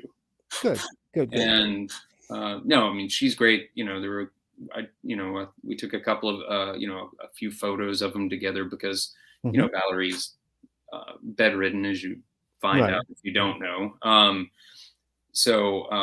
But yeah, it was a great little meeting, and Valerie gave her some stuff, and she gave her a bracelet. She didn't have any like Superman, anything like cool Superman stuff at that point. But she gave her this bracelet, and Andrea wore it in one of the episodes. She snuck it in as a little, like, Nice. a little personal, a little personal thing. So nice. And you talked about Cryer playing Luthor. I was curious. I'm sure that Christopher Reeve will always be Valerie's Superman, or pick for Superman, or a very special Superman to her. But in all of the other TV shows or movies, is there another person that she likes as Superman also? Do you know? I mean, besides Christopher Reeve, because I'm one of those people. I mean, that's right. Superman to me. I mean, Henry Cavill's great. I like what he did. But those are two different worlds of the character. True, very true. I think she met Cavill. It was a quick thing, like right when Cavill got the. It was right after the movie came out. It was like the 75th birthday of Superman. They did something on, and she was invited, and they had a quick little, this is Valerie Perrin. She was, and he was, he's very like nice and respectful and everything. And we took a couple of pictures. Well, she did. She liked him. I don't know if this is for sure. She used to love Smallville. She fell in love with that show when it was on, because I know, like, she really liked it. I don't know if she finished the whole series, but I know she liked that. So, now I'm forgetting that guy's name. When I know somebody will tell me in a second. But I know she did like that guy, and I'm pretty sure she liked Michael Rosenbaum too, who played. Oh, yeah, Tom Welling. That's it. Tom Welling. That's it. See, all I got to do is ask, what are the winning lottery numbers going to be tomorrow? Tell me that. Yeah, and back in the show boxes, I found a picture of Steve's Otis to throw up here, because Steve, there he is, as Otis down in Metropolis. Yeah. Oh, nice. Yeah, and he goes, I'd love to have a Miss Tessmacher to act with, or to do scenes and shots with. Where's this at? I'm so bad because, hold on. I know it's on her Twitter, because she Crayley says she wants to cosplay. Yeah, Miss Tessmacher. I want to see you guys do some cosplay stuff. Me too. I'd love to see somebody do Valerie. I thought when I did a search, I would find it San Diego or someplace. Superman too, if you can see it with her, and it's just a great thing, like that look she has on her face, and then he's got this thing. Even that though, that's more like gangster mall, the way she's kind of dressed. But I'd love to see somebody do something of her. Kristen says Smallville honored the history. I find that. Oh, yeah. I saw a little bit of it, because I'm more of with my stuff, I'm more of a purist, right. Like the first Superman's amazing. The second one, it was fine. The Donner cut, I like the Donner cut a little bit more, just because, it's stuck, more with, because he was supposed to do both films, and he it actually, here's some Superman trivia for everybody out there. I remember when they released the Donner cut in 2006, and I mentioned something to Valerie. I was talking to her about it, and she's like, "What are you talking about?" And I'm like, "Well, no, this Lester person, like, that he directed," and she's like, "I don't know what you're talking about." And I was like, "What do you?" Everything that was shot with her was shot by Donner. She only worked with Donner. She never worked with Richard Lester. Like, she had no idea about that, or So so if you ever ask her, she's like, she only did Donner. So right. That's a little bit of trivia. And I'm sorry, time back to back, as I'm sure most people know. Like, they used that. That was more of a new concept, where they literally did two movies. Did two movies at the same time, except the Salkind clause came in. Yeah. That's what I was about to say. Was it the Three Musketeers and the Four Musketeers? Like, they stretched it out, and that whole thing. Yeah. Right. You were going to ask me something. Sorry. Yes. No, it's okay. But before our time is slipping away, and I wanted to get into Valerie. the short subject film. Oh, sure. Because Richard Donner, you have Richard Donner in there I do interviewing have him. Richard Donner in there. That was Late great. the late great Richard Donner. I mean, he literally. Well, okay. I mean, as a lot of you Superman fans know, Jim Bauer. Let me make sure. Is it Bowers? Oh, I know Jim so well. I just call him Jim. You know, Caped Wonder, the whole thing. Uh-huh. Well, Jim is like the Superman guy. Mm-hmm. Jim Bowers. Sorry, I called him Bauer. Bowers. Yep, Yeah. there we go. There we go. Thank you, Kristen. But no, he's a really good friend, like super sweet guy. I've known him for years. And you know, I was, you know, getting all these people for the documentary. You know, I was just trying to find out who I could get and everything. And we did. Valerie did a show here in LA. I think it was WonderCon is what it was. So I mean, they kind of assembled like everybody that was still around, you know. And Jim was a big deal in that, and he and I were talking, and I was like, yeah, I'd like to get, you know, like Dick Donner or something. He's like, oh, I know, or he might have brought it. He was like, oh, do you need Richard Donner? I'm like, well, yeah. He's like, well, you know, I can get in touch with his people. Like I know him, you know, and I was like, oh, great. Literally, you know, through somebody knowing him, I got to shoot him. I mean, it was quick. Like I got there and all of a sudden they were like, he's got to leave in 15 minutes. And that's before me setting up. I'm like, okay, fine. And I put my stuff together really quickly because it was just me shooting. I did everything by myself. But he was great. And he just hit, you know, in the short amount of time I had with him, he was just funny. And, you know, starting off, you know, because I'd start off like, what's your name? It didn't matter who it was. I would always say that. He said, oh, what did he call himself?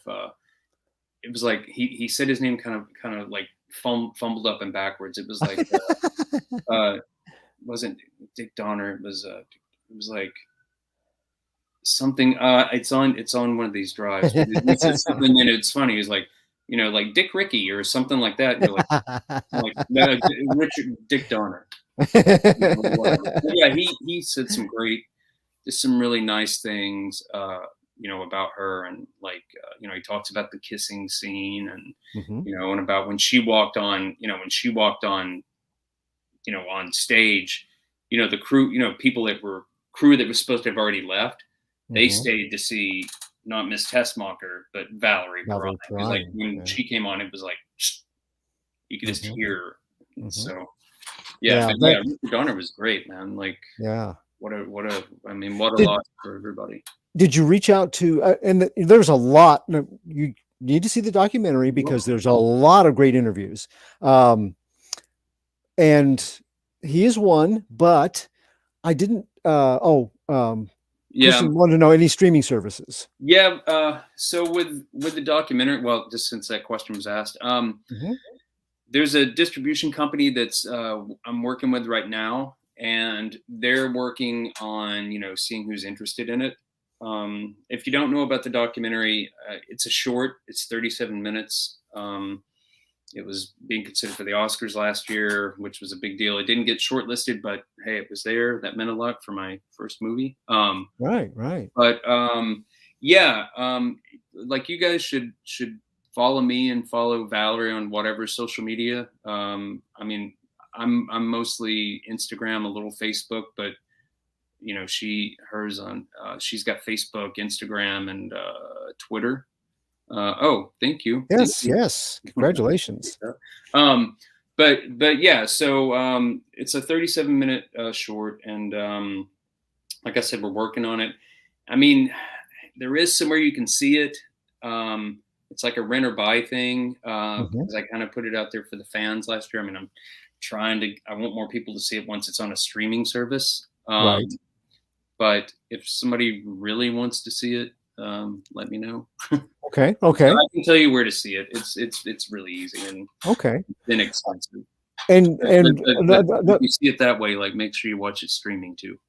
Right. And Any other documentaries in the works? Kristen wants to know. Yeah, I mean, I've got some projects in the works. One of my partner in, he helped me out on this documentary. His name's Aaron Harvey. He's a amazing writer, director. I mean, his first movie he did was called Catch 44. He had Bruce Willis, Forrest Whitaker, Malin Ackerman. I mean, a ton of people in it. Like if you look it up, you'll be like, oh wow. But he's like one of my closest friends. But he and I are working on. There's a few projects that we're trying to put together. There's one like a serial killer, like true crime thing, and then there's some scripted stuff. And I'm always kind of like, oh, this needs to be shot. This needs to be shot like documentary style. So, Right. I've got some ideas. I haven't, I haven't started shooting anything per se. Then there is also like an American Ninja Warrior thing about Jesse Graff that I was part of. That I was, we're working on that, seeing if what we can get going with that. Because if you don't know who Jesse Graff is, like American Ninja Warrior, but she's also this amazing stunt woman. She doubled for Gal Gadot in Wonder Woman 2, and she was the desert fight scene, like in cars and all that kind of Raiders of the Lost Ark thing. Like she was, some of that was her in there as Wonder Woman, but she's amazing. But that's another story. Yeah. Like I said, if you guys follow me or whatever, like anytime I have anything like worth talking about, I'll share it. Your film is very candid. It's very open. And I think that's part of Valerie's charm, is that she has always been that way. Yeah. Very transparent. And that's part of where her charm comes from. And you've captured it beautifully. It's a little hard to watch in places. It's very, to see her going through the kind of physical difficulties that Parkinson's is causing for her. How is she doing now? I know it's not a disease that can be cured exactly, but how is her status? Yeah, I mean, yeah, like what you were saying. I mean, when it gets to that stuff in the film, that's very raw. And I'll answer your question, but let me add that when I was shooting all that, we talked about it, because it shows, most people that are, celebrities or anybody of her caliber of, just of who she is, she's known for just, besides her body of work, but just her body, like her, she's, one of the most beautiful, to me, one of the most beautiful women, that's ever lived. So we talked about it. I'm like, I want to, this is part of your story. This is part of your journey. I want to show, like, this is a day in your life. Like, what's a day look like for you? But, to capture her spirit and all that, I was like, I want to show that. And we talked about it, and she was cool with that. She agreed to it. And because she wanted anybody else that's going through anything, I mean, Parkinson's, anything, it could be any kind of health related thing, or just mental illness, or just, you're having a bad day. But, she wanted them to see that they're not alone, that, even though things look really bad, it's all about, like, just, what's the word I'm looking for? Just to, just keep going forward, I mean, just, try to keep positive, and, even though things aren't, won't get better, it's better to keep a positive outlook on things than negative, because the negativity will only make things worse. But, she just wanted to be very, inspiring. That's the word. Yes. And it is definitely, we have been caregivers for elderly folks, and I took a lot of inspiration from her attitude, and knowing also some of the things that you cover in the film that have been difficult parts of her life before, for her to continue to strive. It is very inspiring. And we are running out of time, but Stacy. Yeah. I can give you a quick. I know we're running out. But no, Valerie's good. I see her several times a day. I'm the last person to see her at night. Mhm. You know, I mean, you know, Parkinson's, as you know, it's a degenerative disease. It doesn't, like you said, it doesn't get better. It doesn't change. But she, you know, she's hanging in there and taking it day by day. And, you know, I think she's doing it with a lot of, what's the word? Sorry. I get all of a sudden, it's like I blink out, you know, with dignity, you Mhm. know, Yes. and, you know, again, she just tries to be positive. I mean, even everything that's gone on health wise with her all this time that I've known her, Mhm. I've never heard her complain. And believe me, if she was going to complain, I would be the first person to know about it. But she's never been, woe is me, or why is this happening to me, or anything like that. It's never been like that. Like she's always stayed positive. And as you see at the end of the movie, you know, when there's some footage from, you know, like literally the beginning of her career, you know, she says, you know, she doesn't think about tomorrow. You know, in the past, you know, it's kind of like the past is already gone. Like, don't worry about that. You just be in the moment and, like, you know, try to hope for, you know, you hope for the best that day can be. You know? Right. Well, may there be many good days ahead. And thank you for being our guest today. Thank you. We're going to let Kelly run a video that tell all of our viewers how they can help with covering medical costs, because this is not this illness and her treatments, they are expensive. And so this is what we're here for this weekend. No, 100%. And, you know, I mean, I think, you know, this is with anybody that I think is a celebrity or a known person. People think that everybody lives in Beverly Hills and they have all this money and, you know, and whatnot. You know, it doesn't always end up that way, you know. And Valerie's one of those people. You know, she's at a place where, you know, a lot of things have to come out of pocket, and so it just makes it, you know, it makes it harder. And, you know, I just want to make sure that, you know, that she's cared for the best she can be, and, like, you know, anything that eases the burden of, you know, day-to-day life for her, you know. So, you know, anybody that would run. I'm sorry. Put something in. Yeah. Anybody that does, you know, want to contribute, like, you know, from my heart, you know, I give you a huge thank you. And I know, you know, Valerie appreciates, you know, everything as well. And if she could be doing this right with you right now, like, she would be here, and, like, you know, she'd be telling you amazing stories, and you'd just be like, let's do this for 4 hours. Like, I just want to see Valerie Perrin those stunning eyes. But I do, you know, she sends, like, her love to everybody, and thanks as well. Okay. Well, thank you for being with us, Stacy Souther. Stacy is an award-winning director, and you need to find, hopefully in a streaming service coming up, with extras. I want to see the extras. I want to see the extra. Oh, I got some good extras. Yeah.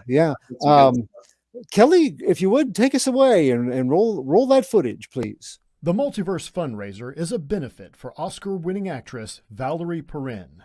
Not only was she the original Miss Tessmacher in the Superman films, but she has had a stellar career that has spanned 30 years over stage, television, and film. We've teamed up with documentary director Stacy Souther to raise money for Valerie's medical expenses and other needs. Every donation and every post shared gives you the chance to win super prizes. See the website below for details. Hey. All right. Hey, Kelly.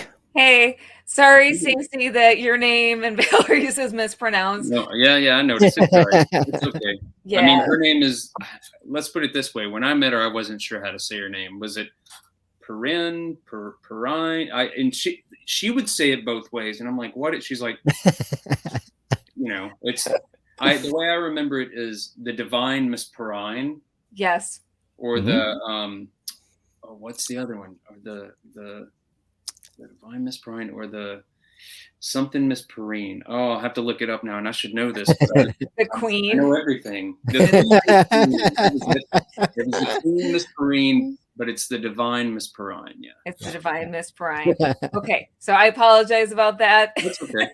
We were trying to get all this up and running. And and I appreciate everything. I mean, I know you and I have been, back and forth and things, and just for you guys to offer to do this, and for everybody to just to put it out there, and pull in the people that you've gotten to do it, which is really, I mean, come on, Noah Wiley. I mean, what a sweet guy. Sarah Douglas. Sarah, yes, I just saw Sarah. She was here, and she was in town for literally not long, and she came over, and she wanted to visit with Valerie, and so I saw her for like a half hour or something while she stopped by. But she's amazing. Like, you guys, man, that's somebody you're gonna enjoy talking to. Like, she's funny and witty, and just she's the best. I love her. We're excited. Thank you for teaming up with us on this, and we're hoping we've already got donations rolling in. So great. We've got 40 prizes. Oh yeah. I looked at some of those. I didn't send the Playboy because you told me not to. I was tempted. That was very generous of you to offer. Thank you. Yeah. But we were like, okay, we should probably keep them family friendly. This is usually a family friendly channel, but that was a really sweet offer. No. So y'all, it's my fault that we didn't get a Playboy. So can everybody still see us, or can they still hear us? Oh, cool. Well, yeah. I like all the little things because I don't like to stop in the middle of a story and answer people. Thank you for keeping. Like Kristen said, we had a 13-year-old winner last time. So oh yeah. So, I mean, hey, 13, that's about the age that some of us. And Kelly says, darn it, Kelly. But speaking of amazing guests, so George had to schedule for after you because we had some tech issues earlier. Okay. So George Chakiras is here. Thank you, George. So Stacy, I'm gonna wrap you guys out. I'm gonna bring Doug and George in. Stacy, thank you again. This was wonderful. Thank you so much. Watching your panel. Thank you guys. And like I said, if anybody, you guys can follow me on social media, Valerie on social media, and if somebody really wants to see the doc, I can tell you how to see it. And you don't have to wait to streaming, but watch it on streaming too when it happens. Right. Yes, please. Absolutely. Please. And where can they find you on social media? If you look on Instagram, it's my name, Stacy Souther. It'll be like a little cartoon image of my head with sunglasses. I'm on Facebook. Valerie's on Instagram. I think it may just be Valerie Perrin. I can't remember, the Valerie Perrin or something. Twitter's a big one. That's a lot of her on there. I think that might be the Valerie Perrin on that one. And she's on Facebook. She's on Twitter, but I think we messed up and we can't quite get back in the account. I can't remember the password. So I got to figure that out, but that's Twitter. I mean, not Twitter, the TikTok. So TikTok's a different thing, but Twitter's a big one, and Instagram are really big. But yeah, she's all around. Excellent. Look for the blue check mark, people. Well, no, that's a problem. You can't get the blue check mark. Like, we tried, and even other celebrities like, this is her. This is really her, and they haven't given her a blue check mark. That's why I had to put the Valerie Perrin, and that's probably also why she only. I mean, I don't mean this to sound weird, but she only has like 4,000 followers. It's like, this is Miss Tessmacher. Come on, guys. Right. Okay, so y'all, let's beef up Valerie. Yeah, beef up. Yeah, go. Let's bombard Instagram and Twitter. Get up there. Yes. Give her some love. Kristen says, look at that. Yeah, she has a check mark in our heart, so that's sweet. Exactly. Okay, well, thank you, Stacy. Thank you, Clyde. I appreciate it. All right.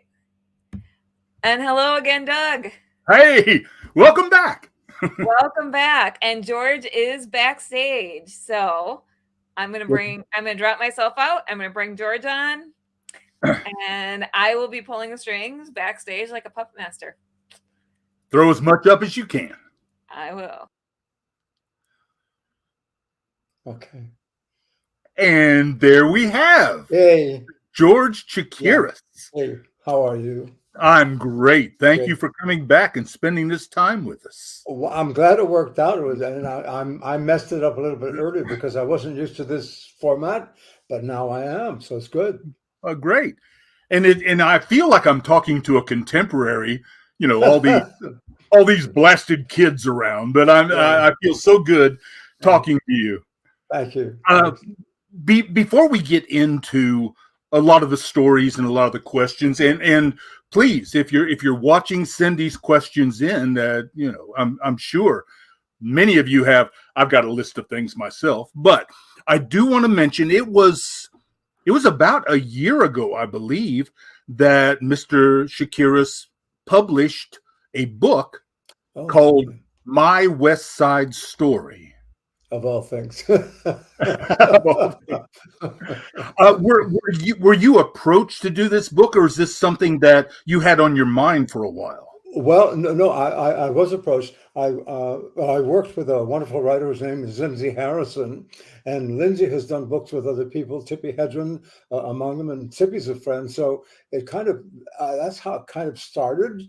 And Lindsay thought it might be a nice idea, and I don't remember how we moved forward, but we found a publisher and so on. So eventually we did get down to doing it, but so I wasn't seeking it. It's kind of a two-way street, if you like, just through basically through Lindsay and through Tippi as well, to the idea to do it, and then the means of doing it as well.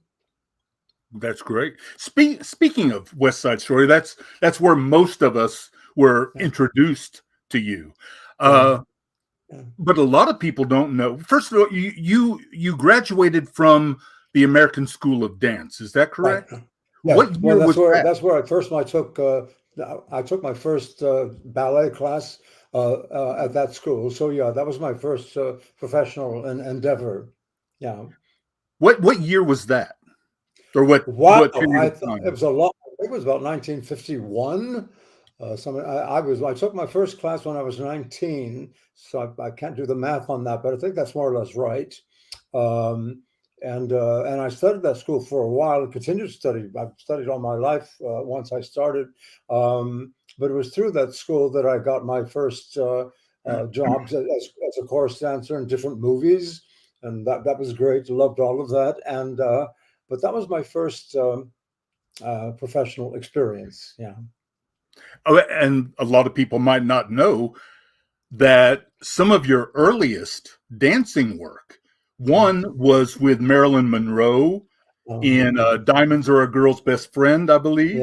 Yeah. Well, that was one of my jobs as a chorus dancer. I was one of the guys behind Marilyn in that incredible number. It really is a great number, choreographed by Jack Cole, who was her favorite choreographer. She always wanted Jack for everything.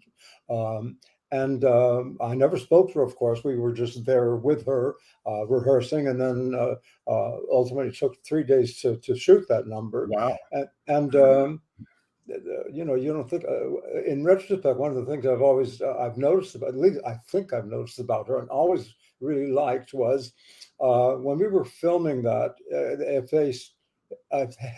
that's a cut for any reason and stop a shot, she didn't look in the mirror. She didn't go to she went right back to her starting position and start again. And that's how concentrated and devoted she was to her work. And I've always, yes, absolutely. Yeah, absolutely. Yeah.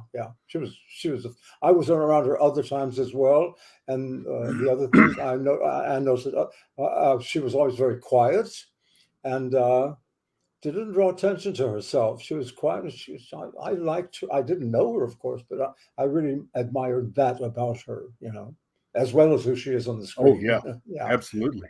Yeah. I think you also danced with, I believe, George Clooney's aunt, Rosemary Clooney. Right, yes, George Clooney's aunt. She was great. The Clooney family, they're a good family. I don't know George at all, but Rosie was just everybody loved Rosie. You know, she was just so wonderful to be around as well. Beautiful voice, beautiful presence. Everything about her was lovely. She was really a lovely human being and a great talent as well. A wonderful singer, Oh, but just a great person. That's what I noticed more than anything. You know.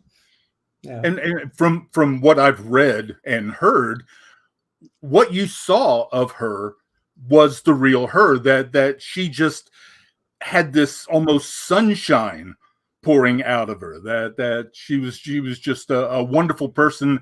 That I mean, she Yeah. would brighten your day just being in the room with her. Yeah, that's absolutely right. And by the way, on White Christmas, the Rosie and Bing Crosby, Danny Kaye, and Vera Ellen, the four stars, uh, they all really, really, really liked each other and had a great time working together. And I think that speaks to who they were as people. And Yeah. again, but Rosie being this beautifully, you know, some while after that, the Society of Singers gave Rosie a special award, which I attended, and I took. There was a program, and I took out a page in the program because I love Rosie. I couldn't not do it. But you're right. She was the person you saw on the screen was the person you would meet in person as well. Oh. She was bright, sunny, friendly, nice, not pretentious, just authentic, as they say. She was great. During that time in your career,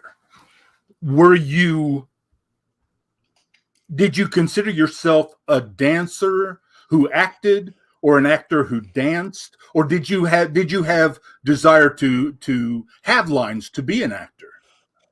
Well, you know, the differential between singing, dancing, and I never thought of that.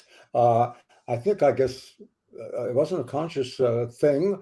I just assumed with time I would hopefully do more. That was my first introduction to the business, was as a dancer, and it was a great introduction too. I had worked as a voice soprano in a couple of different choirs, so I felt comfortable singing even at that age as well, and I've eventually, you know, did much more as a singer, so I never tried to pigeonhole myself, so to speak, in any one way or the other. I just thought we all did it all, you know. Yeah. Well, we have to talk about West Side Story. Yeah.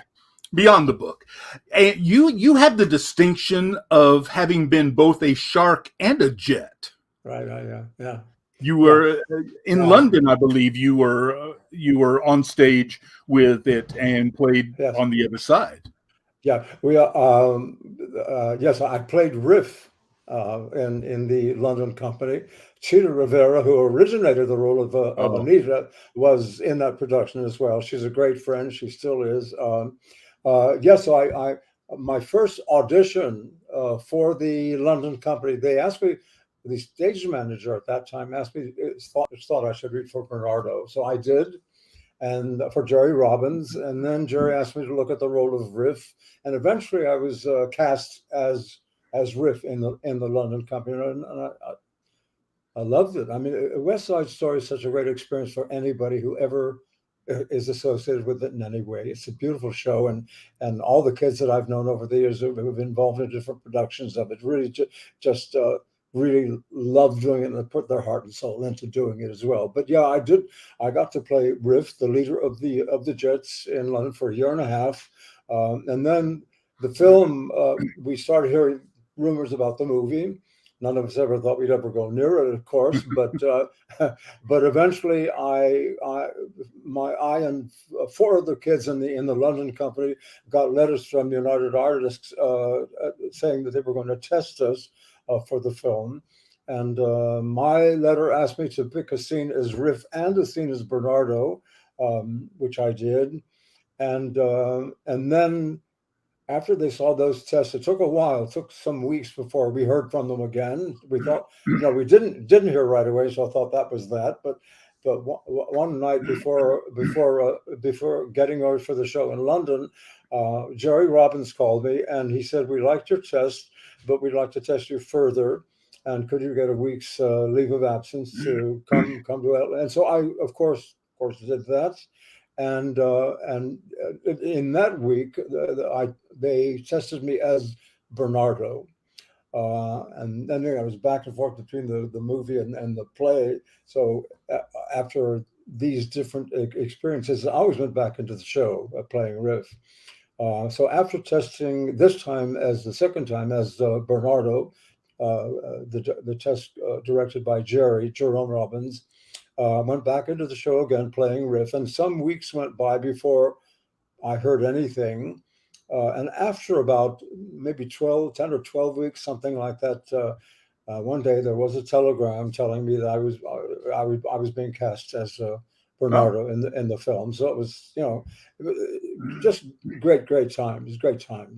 Oh yeah, and decades before, Clint Eastwood did sort of the same thing with Jersey Boys. He made a point of auditioning and hiring people who had played those roles on stage before and brought them in, technically unknowns, but just having, there's a story that Clint Eastwood is huge on rehearsal time, rehearse over and over and over.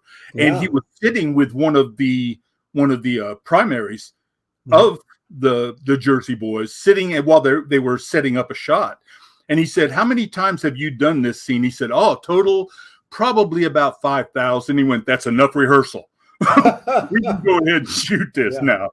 Well, I'll tell you, when I think about it, and you make me think about it. The wonderful thing about having been in the stage production for a year and a half, and ultimately more, was you became. It was a rehearsal because you become so familiar with the piece and every part in it that it's part of your system, and it's a great help moving forward. And it was really advantageous to have been in the stage production and then working on the movie, because the stage production was rehearsal. Yeah, right. Yeah. And West Side Story brought you both an Academy Award and a Golden Globe, I believe, wasn't it? Oh, have we frozen? Have we locked up? We got a little lag time. Maybe we'll give it a moment. Okay. I can hear. Okay. There we are.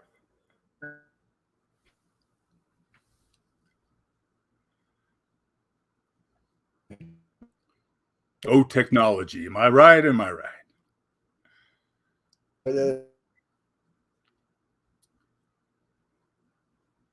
But congratulations on the Academy Award. That had to be a huge thrill.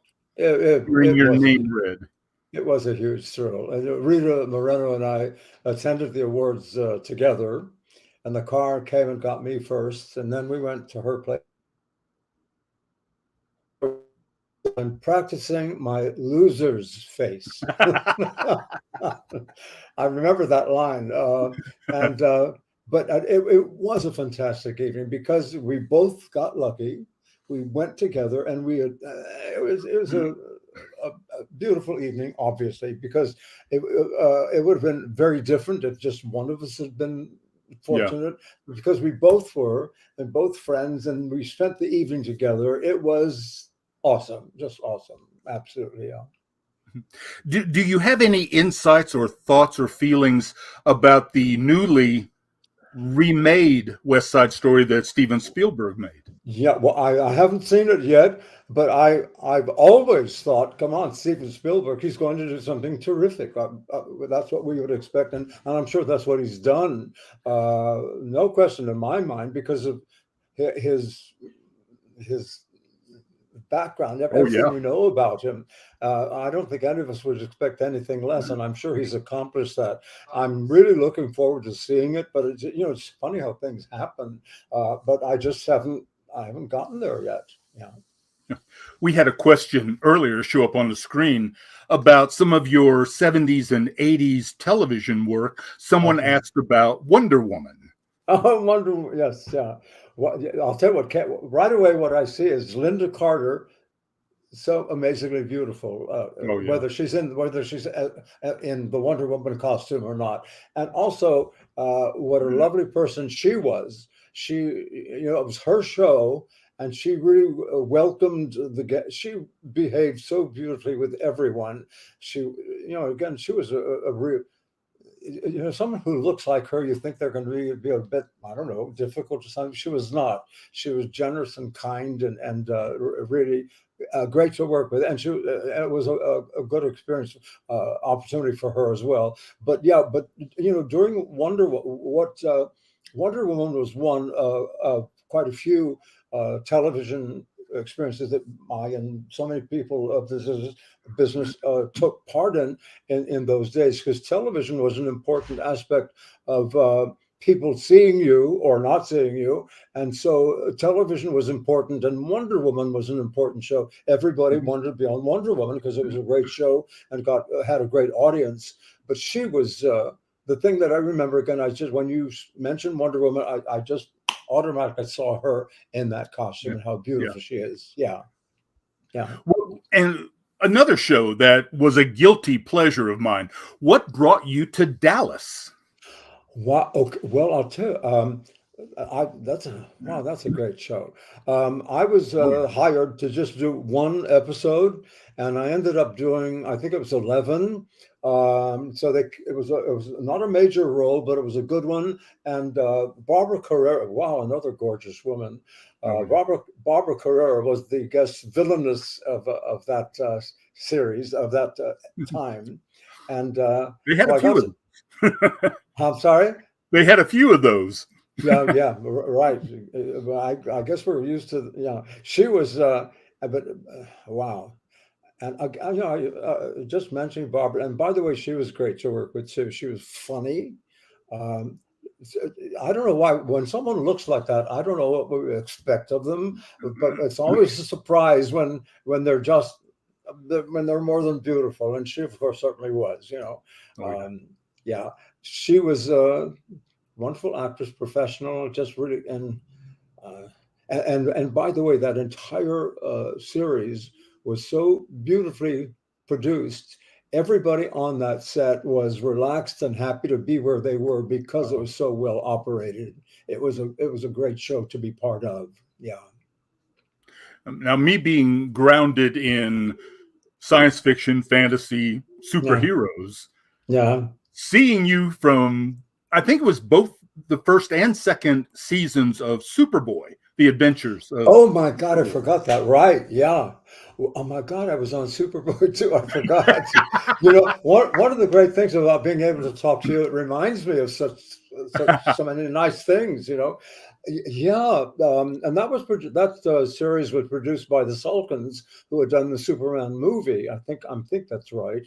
And and it was photographed in Florida.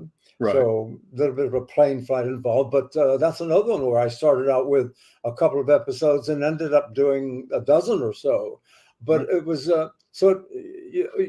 it's nice to go back and do more than one episode in a series, because you get to know people and you get to like people, and people end up it ends up being kind of a family, and so that was a really nice experience as well. The Salkins were great to work for as well. Yeah, I've been able to speak. In fact, tomorrow I'm going to speak with another.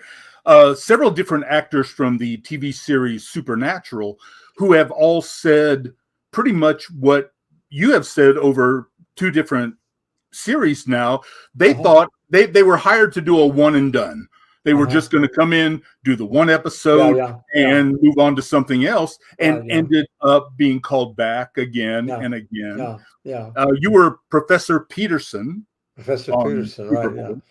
Yeah. So you had the opportunity to work with both John Haynes Newton and Gerard Christopher. Did you? Is there something you can tell us about the TV series changed pretty dramatically between the first and second seasons? So do you have memories, recollections of the differences between season 1, season 2, the differences between the two actors? To be honest, I don't.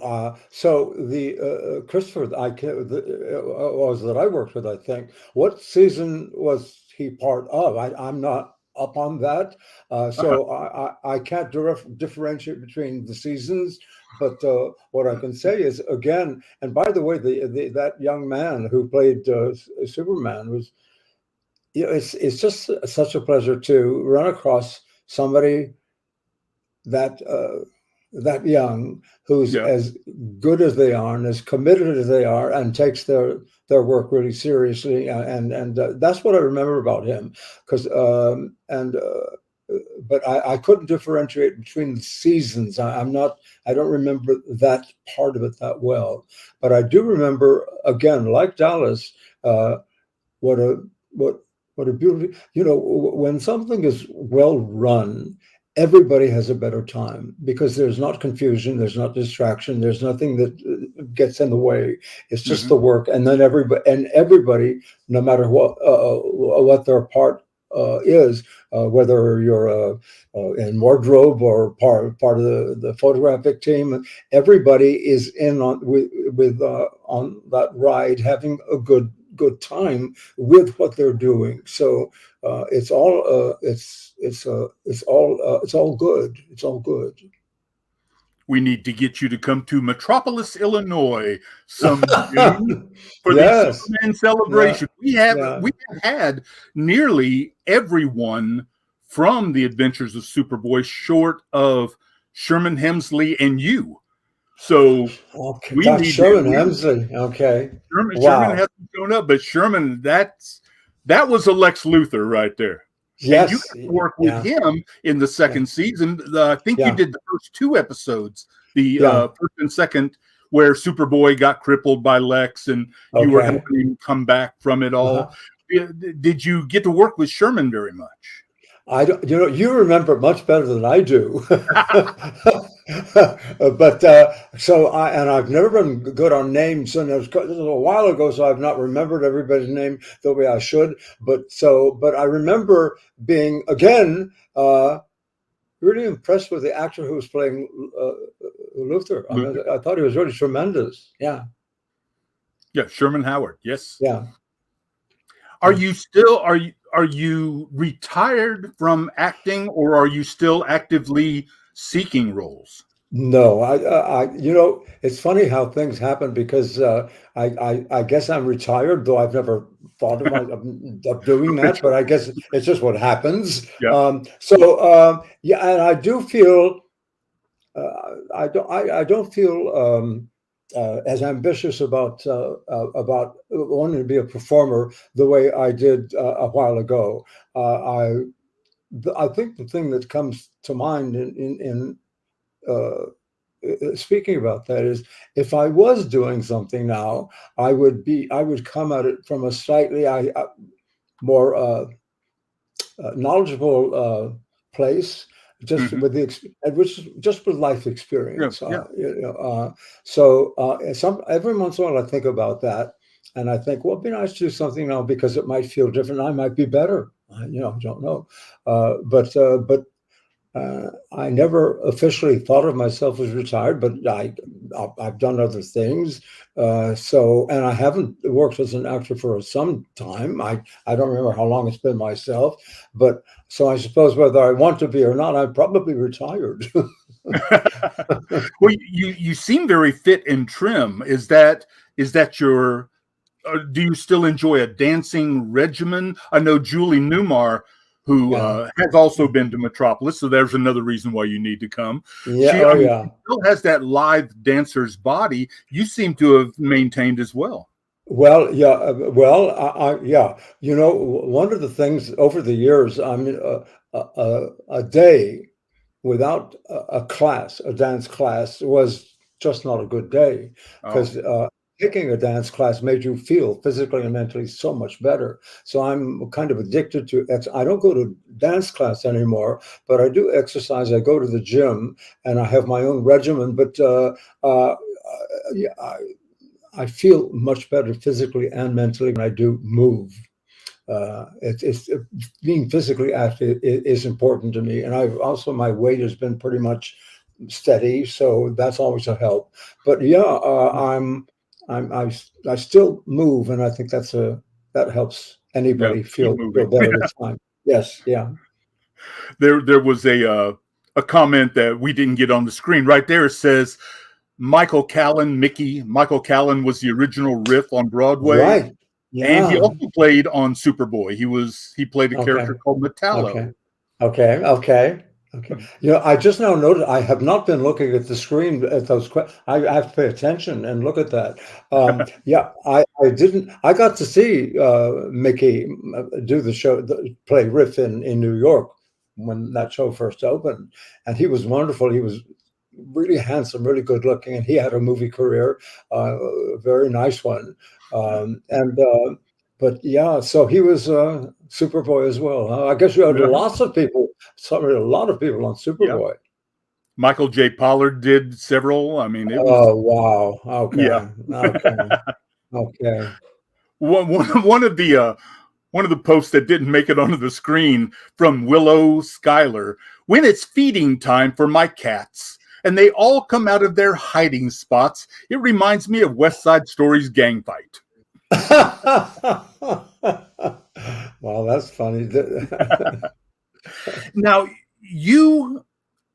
it must have been something that you felt strongly about, because it was a total departure from show business, but you got into jewelry making. I did, yeah. I'm still doing that. Yeah, it's been quite a few years now, maybe 20 years or something like that. I'm terrible with time, but it started as a hobby. There's a wonderful school here in Los Angeles called Barnesville, where people can take classes in sculpting, painting, jewelry making, different things. And I went there and to learn something about jewelry making, and it really grabbed me, I suppose, because I've always had liked having hobbies where I've painted, I've done different things like we all do, but I fell in love with jewelry making, and eventually became, and I really found my way around in the jewelry district here in Los Angeles with time. And also over time, I now have a manufacturer in Thailand as well. So I've moved a lot since first starting those classes. But one of the things that I love about I guess making anything, but specifically right now about jewelry, is because like people on stage, like actors, and we're still doing it for an audience. You know, if you make something, you hope someone's going to like it, and so you create things.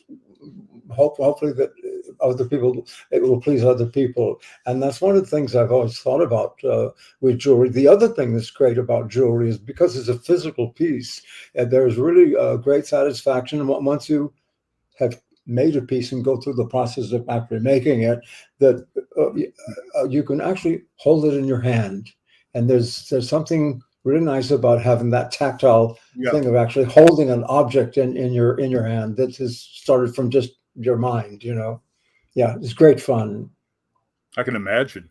And a lot of people will say that's why they prefer tangible books over ebooks, that being able to hold the book, smell the pages, feel the weight in your hands is a much more enjoyable aspect of reading.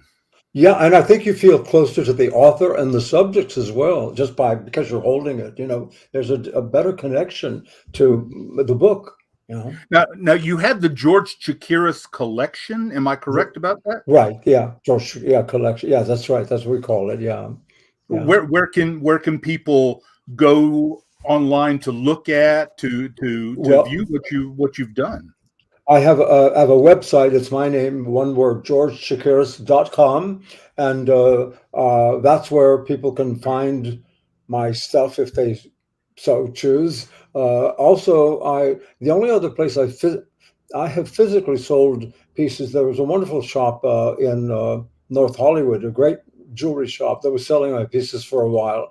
But the other place that is really important is a huge department store in Japan called Mitsukoshi. They sell my things. But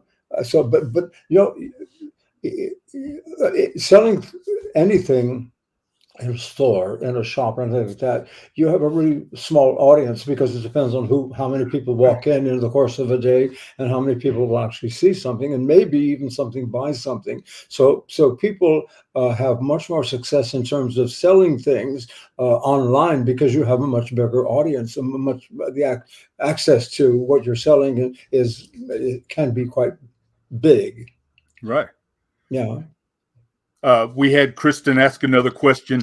If you could go back in time, what role would you like to play that either you probably that you either wanted at the time and didn't get, or you look back on now and decide I could have done that? Well, that's a good, not a particular role, but the kinds of roles that I would be drawn to now if a circumstance was there. I like the idea of playing a lawyer or someone who takes care of people. That kind of role appeals to me because that's the way I feel in life. I like Right. it when we all take care of each other. So that kind of role, yeah, I think I would love to do. There are other things, of course. It always depends. Roles, no matter what they are, always depend on how well they're written. So the writing is vital to begin with. But again, roles where you can play someone who is taking care of other people. Again, a lawyer or a judge or a doctor or those kinds of human roles are the kinds of things that appeal to me just as subjects. Right. Yeah. You were, well, you are. I mean, you're right here with us, but you were pretty much in the last years, the last vestiges of what we would think of as old Hollywood. Before social media, when we thought every movie star had a mansion, had a limo, had maids, had butlers, because the movies and TV shows showed us that celebrities had a staff and nannies and mansions and everything. Yeah. What a lot of social media has shown us is that they are real people who live in just a regular house, drive a 2-year-old car. Yeah. That's me. What was the most Hollywood thing that happened to you outside of the Academy Award, obviously? Well, I guess the most Hollywood thing is over the years being able to meet and work with so many of those people. Vincent Minnelli and his wife Lee Minnelli was a really good friend of mine, and that house. Everybody in the business you want to meet was always in that house in some way. So just being a friend of Vincent's and of Lee's and socializing with them and their friends, my Hollywood experience was amplified because Fred Astaire. I mean, everybody was there. Wow. So I was in the right place at the right time in that respect, and also and she was a great friend. Liza's. Her stepmother, Lee Minnelli, was so wonderful with Vincent. She took such great care of him and his legacy and all of that. People who really look after and take care of people and respect people enough to take care of them the way they did. But again, Vincent's house was just, I mean, the world turned up. Wow. Yeah. That's great. Yeah. We have another great question from Willow Schuyler here on the screen.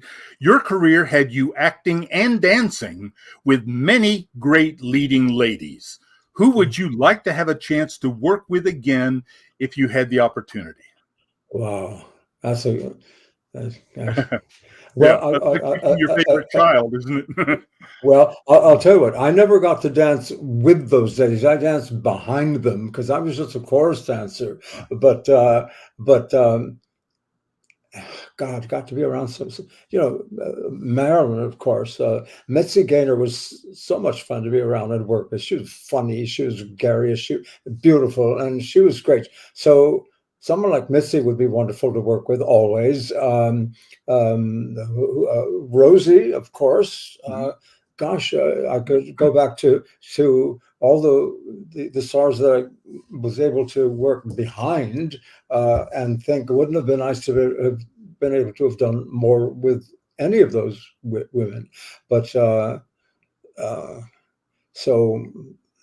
But again, Mitzi and Marilyn. Well, I knew Mitzi. I've known her a little bit over the years, and I consider her not a friend, but I'm friendly with her because I can know. But I didn't know Marilyn Monroe that way at all. But she would have been wonderful to work with, because she's such an interesting performer, personality, person, and what she achieved was pretty phenomenal, really. And what she created, she was so creative. So many people, there was a thing on television this past week on Marilyn and Amber Tamblyn, and different people, different women were talking about her and her influence. But and this thing of the blonde, and when she did.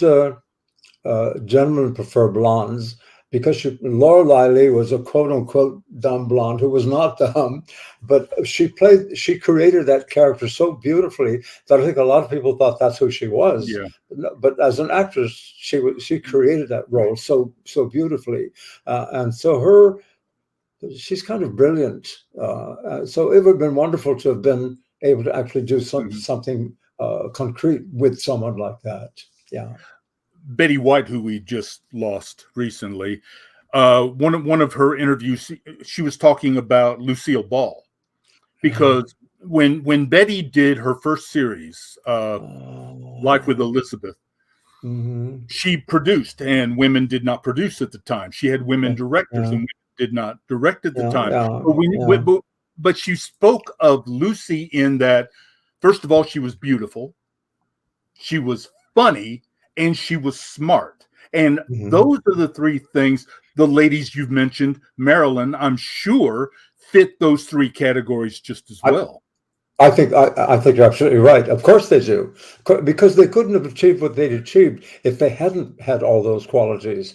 And they had a vision, if you like. They knew what worked and for them, and I got to know, Phyllis Diller was a really good friend. And of course, she and Betty White were really good friends as well. And one of the things, by the way, when you speak of Betty White, one of the things that I love a lot about her was, she worked with the LA Zoo. She was a real animal person. And I love that, because I am too. So, and Phyllis had her 90th birthday. Was not that many people, but it was in somebody's home, and I was there. I'm happy to say, and Betty was there too. So I got to meet Betty a few times that way. But you're right. These women who were smart, talented, and so much more than we give them credit for. But I think now we are getting people credit for those qualities. Anyway, but Betty White. I mean, she was tremendous. Just recently, there's so much that's available to us on television, and the things that I didn't see years ago when they were first there. But one of the things I've been catching up on a little bit is a show called Maude with B. Arthur. And of course, that makes me think of Golden Girls with her and Betty White, and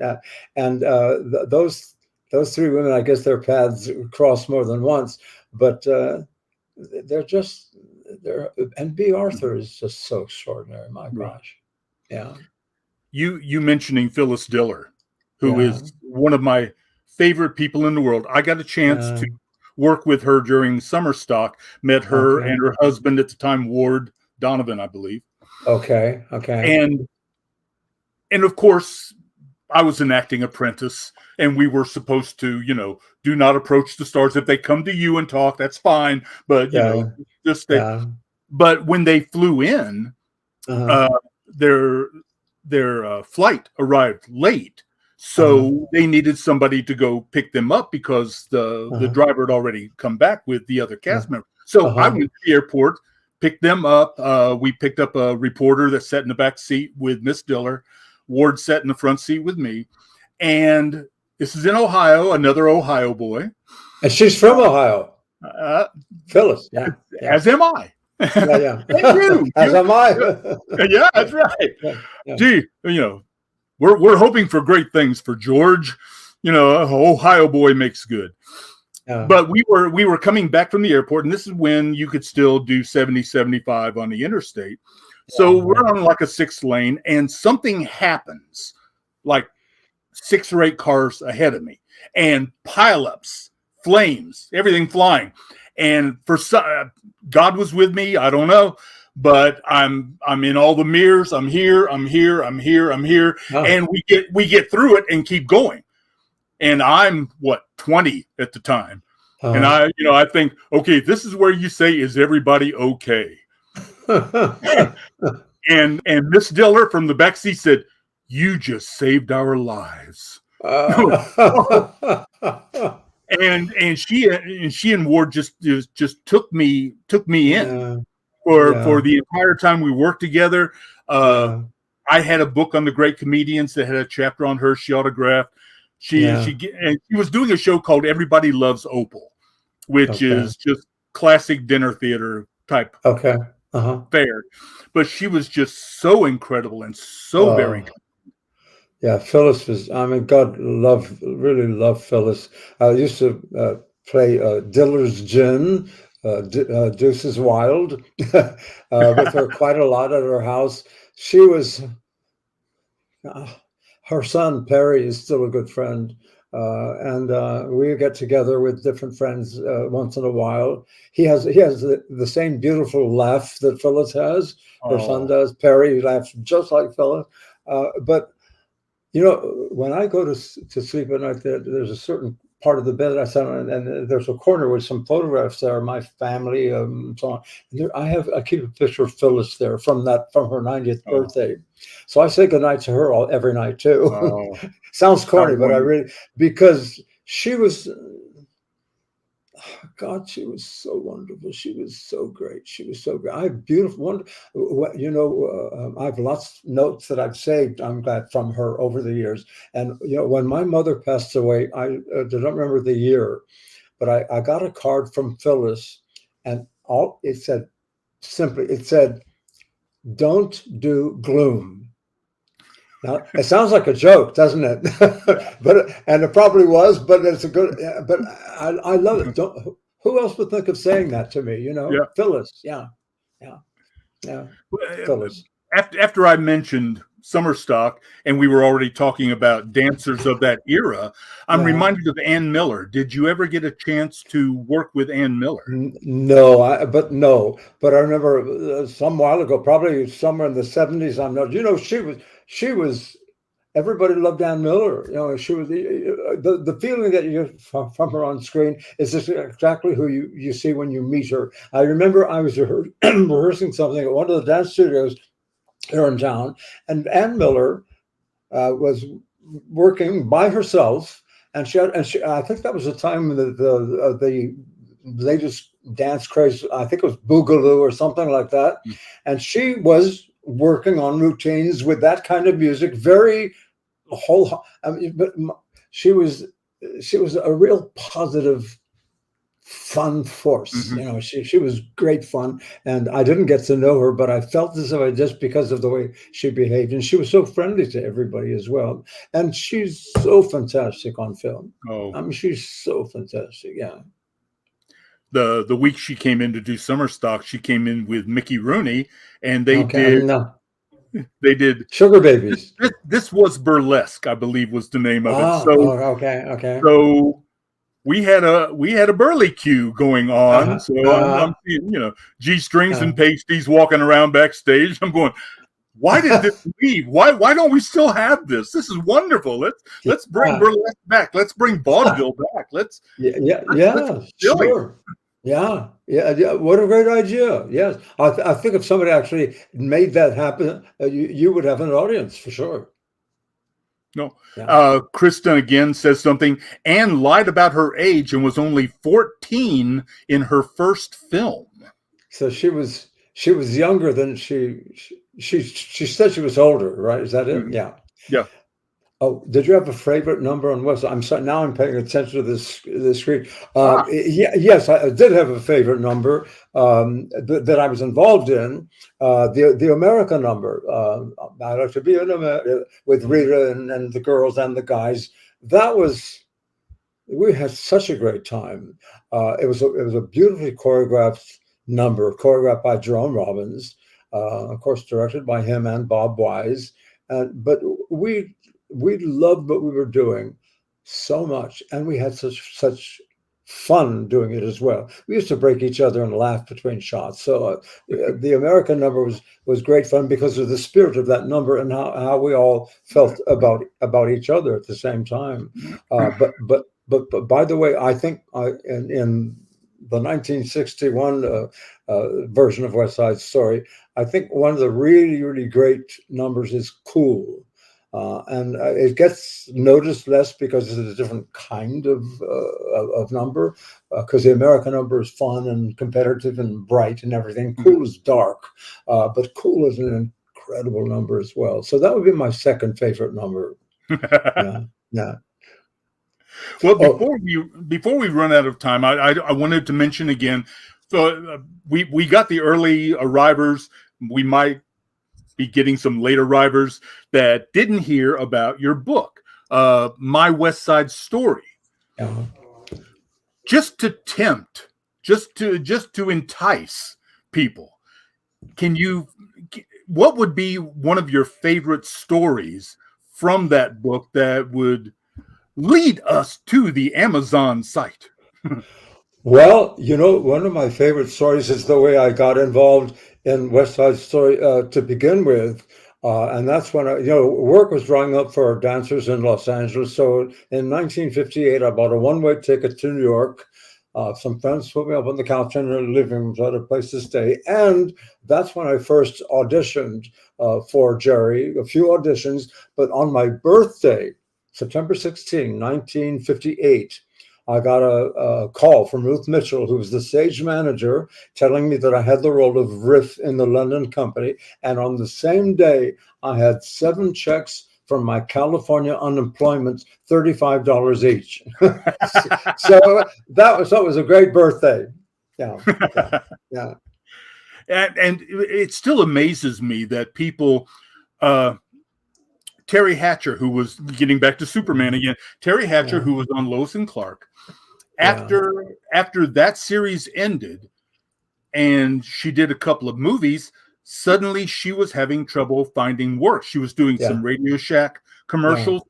I believe in her book, she said when she got hired, when she found out she got the job for Desperate Housewives, she was down to like $8 in her bank account. And people don't realize that you guys aren't wealthy. You're not rolling in cash. And the job that you work. And work is not a steady thing. There can be long gaps between engagements where you're not making money at all. So, but that's just the nature of the business. And I think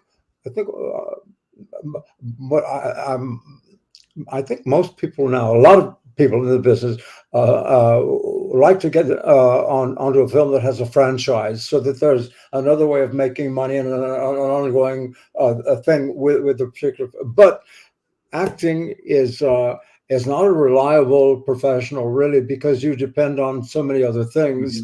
And again, you're not working 365 days a year. You might work a month or 2 if you're lucky, or maybe 5. But so it's uneven, and therefore it's never to be taken for granted. Right. Yeah. And you don't impress me as a man that has any regrets in life, but that's the only word I can use in this question. Yeah. Was there a role you tried out for that you didn't get, or a role that you were offered and turned down that you had some regrets over? No.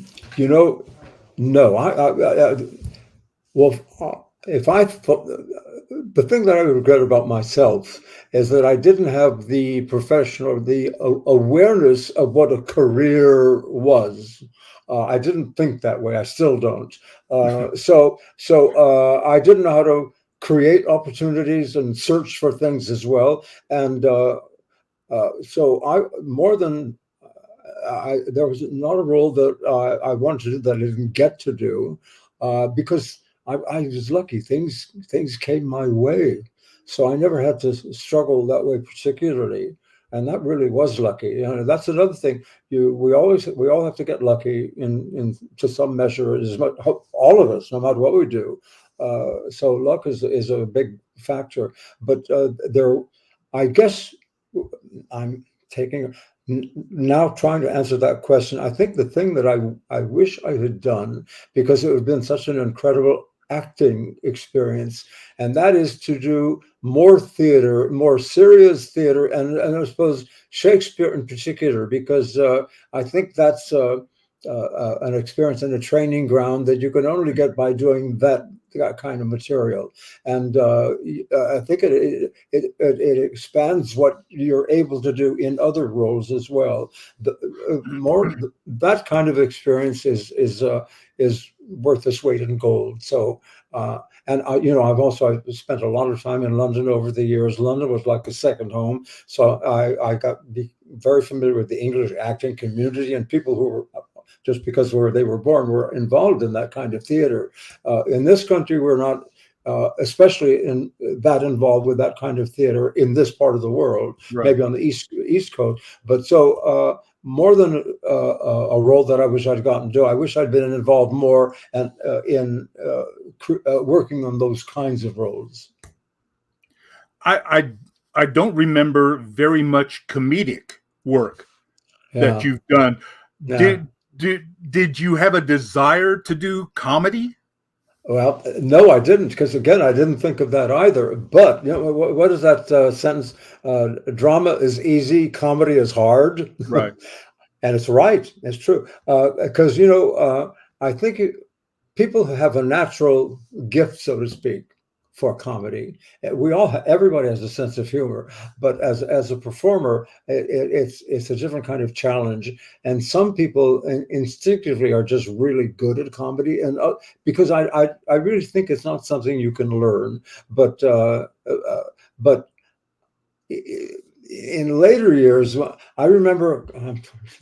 I can't remember what it is now, but I read for something that I didn't get, something on television some while ago, and I remember it was funny. I don't remember how I got funny, but because I made them laugh, and I remember how nice that felt to make somebody laugh, But I think I probably would have been through the same kind of learning hurdle to be able to understand and deal with comedy as anybody else, because it's really special to be able to work with deal with that kind of material. Right. And comedy on stage has to be one of the hardest things when you're a musician. You can feel the feedback when you're doing drama. You can feel the feedback, but if you're doing comedy and they don't laugh, yes, yes, that's got to be killer. Yeah, because it's not working. Absolutely. I just realized, some years ago I saw Maggie Smith in a play in New York, a two-hander called Lettuce and Lovage, and oh my gosh, she's so tremendous. She's so phenomenal. Tremendous. Wow, but funny. Oh God, so great. but I think it's natural to her. I think she was born with that instinct, and she's used it beautifully. But I think she has it naturally. Right. She didn't have to work on it. Well, she actually showed up on several episodes of the Carol Burnett show, so she was doing comedy in front of a live audience. Which is a totally different. Different thing altogether. Well, I've been watching some of the comments scroll by. I just bought your book. So okay. Well, we sold one. Hey. Well, I guess we've run out of time. We've run over a little bit, but before we go, I do want to invite you one more time to the Superman Celebration, Superman Celebration, Metropolis, Illinois. Every June, it's not a convention. It is more like a family reunion. Everything's free. People come and listen to you talk. You sign autographs. Of course, you sell. You can bring your book, bring your pictures, bring the cast album from West Side Story. Bring it all. Just we just want to embrace you and bring you into the group, into the family. Well, that sounds great. I'd love to be at something like that. That would be a ball. Absolutely. How would I know about that? I'm sure Kristen will come in. We've got Kelly will probably say something to you. Let's those of you behind the scenes. There she is. There's Kelly. Hello. I'm jumping in. Yeah, well, we'll have to pass your name along to the chamber. I should be clear, we have no official connection to the chamber. Yeah. In Metropolis. We'll pass your name along. We're just big fans. We would love to see you in Metropolis. I agree. Yeah, I would love it. I mean, it sounds wonderful. Yeah. Yes. I've been really enjoying this interview. Thank you for joining us. Thank you. Willis says the same thing. It's been an honor. It's been an honor. I'm just now seeing these things at the bottom of the screen. I've been looking at you and not seeing those. Sorry. No worries. So yeah. But thank you for spending time with me as well. It's so much fun to talk to people because I feel like we have the same interests, and so we can talk to each other. It's great. Yeah. Well, we love you. We hope you stay safe. Okay. Yeah. You too. Stay safe. Absolutely. Yeah. Okay. Yes. So, George, again, where can people find you? Harlan Ball or my website. Those two ways, really. Yeah. Excellent. And Doug, where can people find you? Well, Facebook, Monkey Mania Radio, live365.com. We're all over the place. I've got a 2-hour Monkeys radio show weekdays. I'm a first generation fan. So Monday through Friday, I've got 2 hours of monkey music and stories and whatnot. Yeah. And George, your website is georgechakiras.com, right? That's right. Yeah. Thank you. It is. Yeah. Okay. I'll make sure to share that on the Multiverse Fundraiser page also. Thank you. Because I think a lot of people are going to want to look you up. Thanks. I don't do Facebook or any of that. Yeah. I'm lazy with social media, so I forget. Yeah. And Keisha is saying we would love to have you again in the future. So our channel does regular, we do weekly shows too. So yes, you should definitely come back. We would love to have you. Thank you both. Thank you so much. Thank you so much. This has been a joy. I'm going to drop you both out and close out the night. Thank you for coming back, George. Thank you for rescheduling after the tech snafu. We really appreciate it. Good. Really appreciate it. Doug, thank you as well. Thank you. It was my honor. My honor. See ya. Thank you guys. And everyone, thank you for joining us for the first night of the Multiverse Fundraiser. We have 2 more action-packed, fun-filled days. And please donate. This is for a really great cause. We've been talking about how much we love Valerie, how amazing her life has been, how much she has created in her lifetime. And we just want to take care of this woman who has given us so much art and entertainment to enjoy. So here's a video about how you can help her. The Multiverse Fundraiser is a benefit for Oscar-winning actress Valerie Perrin. Not only was she the original Miss Tessmacher in the Superman films, but she has had a stellar career that has spanned 30 years over stage, television, and film. We've teamed up with documentary director Stacy Souther to raise money for Valerie's medical expenses and other needs. Every donation and every post shared gives you the chance to win super prizes. See the website below for details. All right, and thank you again to Stacy, George, and Shannon for joining us tonight. Thank you to all of you watching from the comfort of your own home, and we'll see you all tomorrow.